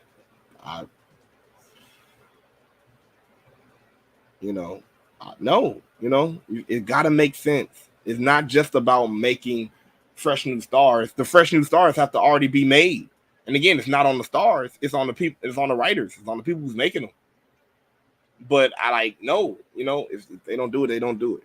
That just can't do it. Tristan said Thicky Nikki needs to either lose her mind on some Joker shit or just drop the comic shit as a whole. Exactly. And yeah, she do. Like the only reason she was a wild card was because I know how good she is in the ring. But again, the gimmick overshadowed that. And then I just feel like Nikki had, yes, it was Nikki Ash's idea to do Nikki Ash and whatnot, but I feel like they the writers overly did it. Same thing when it came to the Fiend. Even he would say he said when it came to the writers, there was some shit he was like, whoa, like I didn't mean it like this. Tristan says both of them. You need both, right? Young Rashidi says Nikki gear wasn't even fresh. But again, it wasn't about just being fresh. You're stuck on fresh. It could be fresh and still not make sense. I need my Money in the Bank winner to make sense. I need it to make sense. You could be a fresh new star, but if it don't make sense, or you could be a new person to the title picture or whatever, but if it don't make sense, I can't do it. You feel me? I just can't. I can't. Tristan says fickle word to Danielson. Hey, sometimes we as fans can be that, man. For sure. Tristan says live cute self with the briefcase. That can work. Like I said, it can work. And not even just about her being cute, but they have shown her working up to that. So it will be believable to me. Yeah. And lastly, before we get to our ringside rating, Young Rich Skinny says Money in the Bank made Carmella a star and elevated her. I feel like yes, but also it was believable because she was already in that trajectory of going there. I feel like if Carmella wasn't already on that track, she had Ellsworth, she already had the attitude, she already had the heel work going on, had the feuds. it was a good trajectory there. If she didn't have that, I don't even think the Money in the Bank could have made her. And that's what I'm saying. It gotta make sense for it to make you. And here's the thing. Good for Carmella that it made her, but I feel, again, same thing we say with a title. The title shouldn't make you. You should make the title. And it's the same thing with the Money in the Bank. The Money in the Bank shouldn't make you. You make the Money in the Bank briefcase. You make it what it is. And that's the thing. The reason why it upped Carmella so much is because she put her own spin to it, because she had a spin to put to it, because she was Mella is Money. And it fit. Now, if we didn't have Mella is Money and Mella wasn't going elevated already, what would that have done? You would have already believed that she would have already got beat for that thing, and then when she did, it would have been no surprise. That's what I said. It can't just be a fresh face. You got to have a fresh face that makes sense. And if it's not a fresh face, it still need to make sense. Make it make sense. Make the Money in the Bank make sense. Make the money make sense. Just make it, please. That's all I'm saying for me. But I see where you're coming from also. Like, I feel like if they did or do build more new stars the right way, it can work and it can happen. Let's give the ringside rating though. What does y'all feel about Raw? For me, I'll give it a straight 3. I'll give it a straight 3 mics. It was a show. It was a cool show. I might even give it a 3.5. It was a cool show. It was an average show. Yes, it was John Cena-Bration. It was a John Cena day, but that's not just gonna make me shoot it to the moon. No. Love Cena, love what he has done. But that's all it was about. It was just Cena. Like, let's be honest. That's what the day was. It was Cena Day. You feel me? So it was an average show, and if anybody knows, what I call average is a straight 3, straight in the middle. So 3. That's for me. Let's see. Young Rich Skinny says a 2.1. Yeah, let's be honest. Raw was still Raw. It was still Raw. That's what it was. Let me know what y'all ringside rating is. Also, everybody that's watching on YouTube, Twitter, Instagram, go ahead and put that in the comments. What was your ringside rating for this Raw? Eddie James says 2 for me, dog. Yeah, that too. Tristan says it was 3. Raw was decent. Was decent mid. Yeah, like I said, it was right there. It was it was there. It was it was a Raw. Oh man, gotta love the mayhem. Got to love the mayhem, man. Let's see what we got here, man. Let's look on my little machine. Let's see if we got any news, any mayhem news popping off. Let's see. Not too much. Mostly like John Cena stuff popping off. Yeah, that's one thing I could talk about. Did y'all notice the fan that was thrown out of the Forbidden Door? I saw Denise Salcedo did a post on it and had a video, and a couple of the people had videos on it. I guess there was a fight in the fans and they got put out. George says, I'll give it a 2-piece with no biscuit. Oh, man. Oh, God. And then Young Rashini says, until SmackDown and Raw get new stage sets and call-ups, they ain't getting higher than a 3 for me. So a new stage and call-ups. Wait, but make this for certain. If they call them up and still don't use them right, that's still gonna make the point for you, or they gotta use them right too. Just clarify. Just clarify for me. But yeah, man, there was a fight at Forbidden Door, man. Somebody ended up getting kicked out of Forbidden Door. I guess they really thought they were really on a New Japan against AEW shit. I don't know. Man, there was videos going around on Twitter. Check it out. Check out Denise Salcedo's page. She'll let you know more about it. But it said in the main event of last night's Forbidden Door pay-per-view, Jon Moxley defeated Hiroshi Tanahashi to win the World Championship. After the match, a brawl broke out between the competitors at this Wednesday's Blood and Guts match, which ended with Cesaro. Well, that's a spoiler, so I will not tell you what happened with that one. But it said during this match, two fans in attendance created a scene which led to security dragging them out of the arena. One of those fans even tried to punch the security guard. Oh God. Yeah, that's exactly what happened. So yeah, watch the video, man. Again, you can watch it. Just you can even put hashtag Forbidden Door. You can catch that. You can catch that video. Let's see. Young Rashid says a fight. Who fought? Two fans.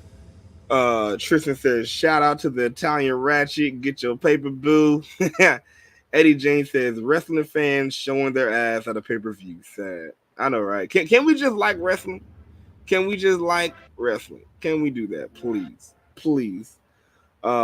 George says, I saw the clip you're talking about. The crowd started chanting, you fucked up. And which he did. I'm like, you were just enjoying the show. And then you just got kicked out for no reason. It's like, it's on Twitter, Young Rich Skinny. The video is on Twitter. You can catch it on Twitter. Like, for sure. Actually, you know what I do? I'll make sure I will DM you the link. I got you. Claudia, not Claudia Jordan, Young Rich Skinny. Claudio. I'm sorry. I'm sorry. I did not name him as his slave name. Cesaro. But we're not going to mention what happened with that because I don't want that to be spoiled for you. You got to watch Blood and Guts. I'm like Daniel Bryan. You see, I came from the hillside, right? You see, I came in from the hillside, right? WWE fans will never fit. Bullshit. I've been to enough WWE live events. Bullshit. See, that's bullshit. See, that is bullshit. No, that's bullshit. I've seen shit happen. Now, of course, maybe of course, the TV magic, and you ain't gonna see that unless fans pick it up. But then wait, WWE fans will never fight. But yeah, we had a WWE fan that attacked Seth Rollins. We had a WWE fan that jumped the barricades before. We had WWE fans that have fought in the stands before. It's just, come on now. But let's not do Young Rich Skinny. Let's not do this. Come on now. But yeah, man, that's just a little bit of mayhem news, man. But y'all already know where to catch us at, though. If you have not got it yet, get your tickets to PCW Ultra, way out west. The card is stacked. When I say stacked, it's stacked. Man, we got Battle of the Behemoths. We got Battle of the Strong Men when it comes to Steve Madison, a great worker, going to give Alex Coughlin. If you don't know who Alex Coughlin is, go ahead and go back to AEW New Japan Forbidden Door. Look at the buy-in match, New Japan Dojo, going up against the Ass Boys and Max Caster. The guy with the mask, the guy with the mustache, that was just picking up everybody and slamming them. That's Alex Coughlin. He will be at PCW Ultra. Man, you don't want to miss this, man. Danica De La Ruz, man, going against Sandra Monroe. That's gonna be dope as hell, man. The PCW Ultralight Champion Jay Vidal going up against Lucas Riley for the Ultralight Championship. That's gonna be dope as hell. Then you got a number one contenders match for the Ultralight Championship when Danny Limelight goes one-on-one with Lindsay Dorado. Come on, man. Then you got Viva Van. That's right, Viva 4 Belts family to the Ringside Mayhem podcast crew going up against Rachel Ellering.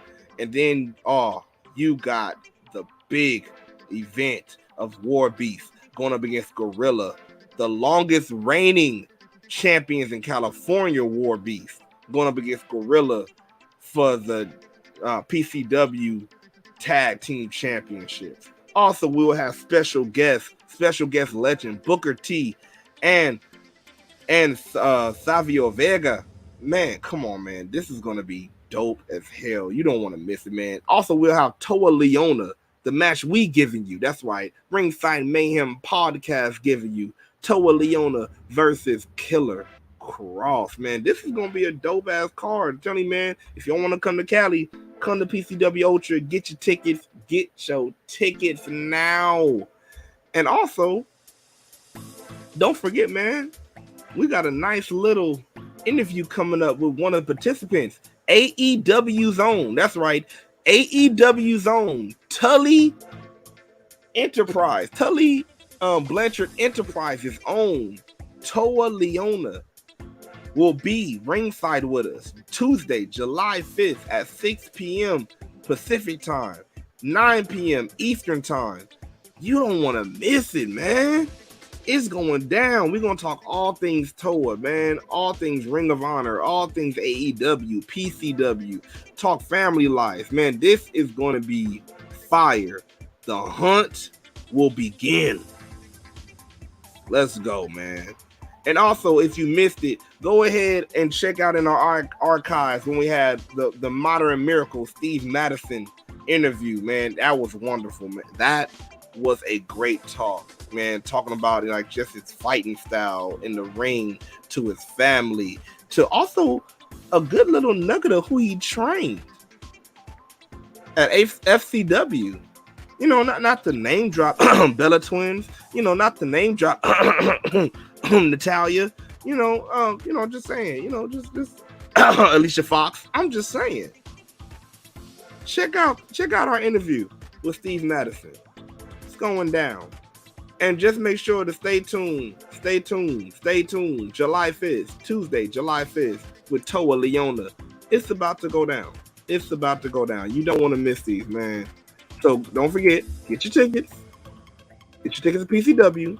Stay tuned for those interviews, and also don't forget to follow us if you're not already. Follow us at Ringside Mayhem Podcast on Facebook. Follow us on RS Mayhem Pod on Twitter.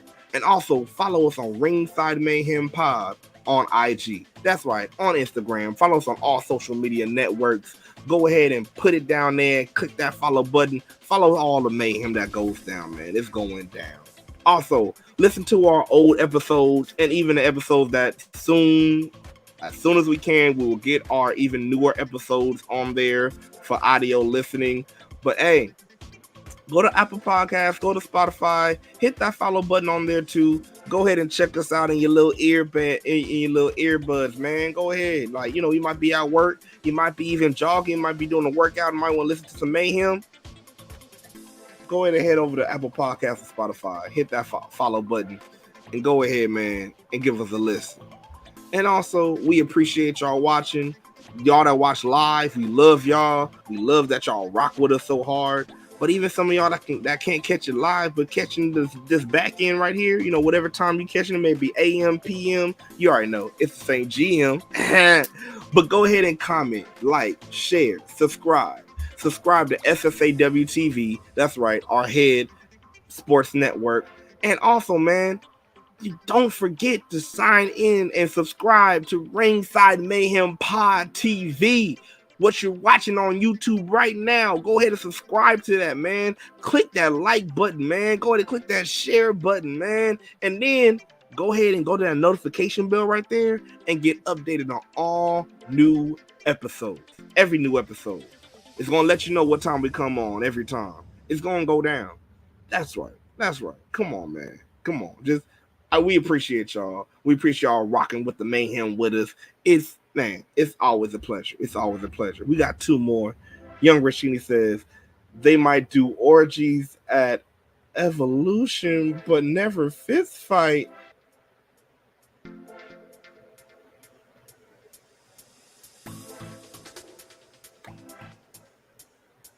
Young Rashini, you always bring the mayhem. I love you, girl. Tristan says that reminded me of Beach Ball Mania after Raw after Mania 34. Yeah, beach ball mania was crazy too. Fans get crazy everywhere. Let's just not act like, one is just more sophisticated than the other. Please, let's not do this. Let's not do this. Let's not do that. But I love y'all. I love y'all. I love y'all. This has been your GM. That's right. The KLASS. Ha! Your boy is just so sick with it. And that's right. This has been Ringside Mayhem. And you already know where to catch us next time. Catch us ringside. That's right. Ringside. With all the mayhem. You know what goes down. Let's go.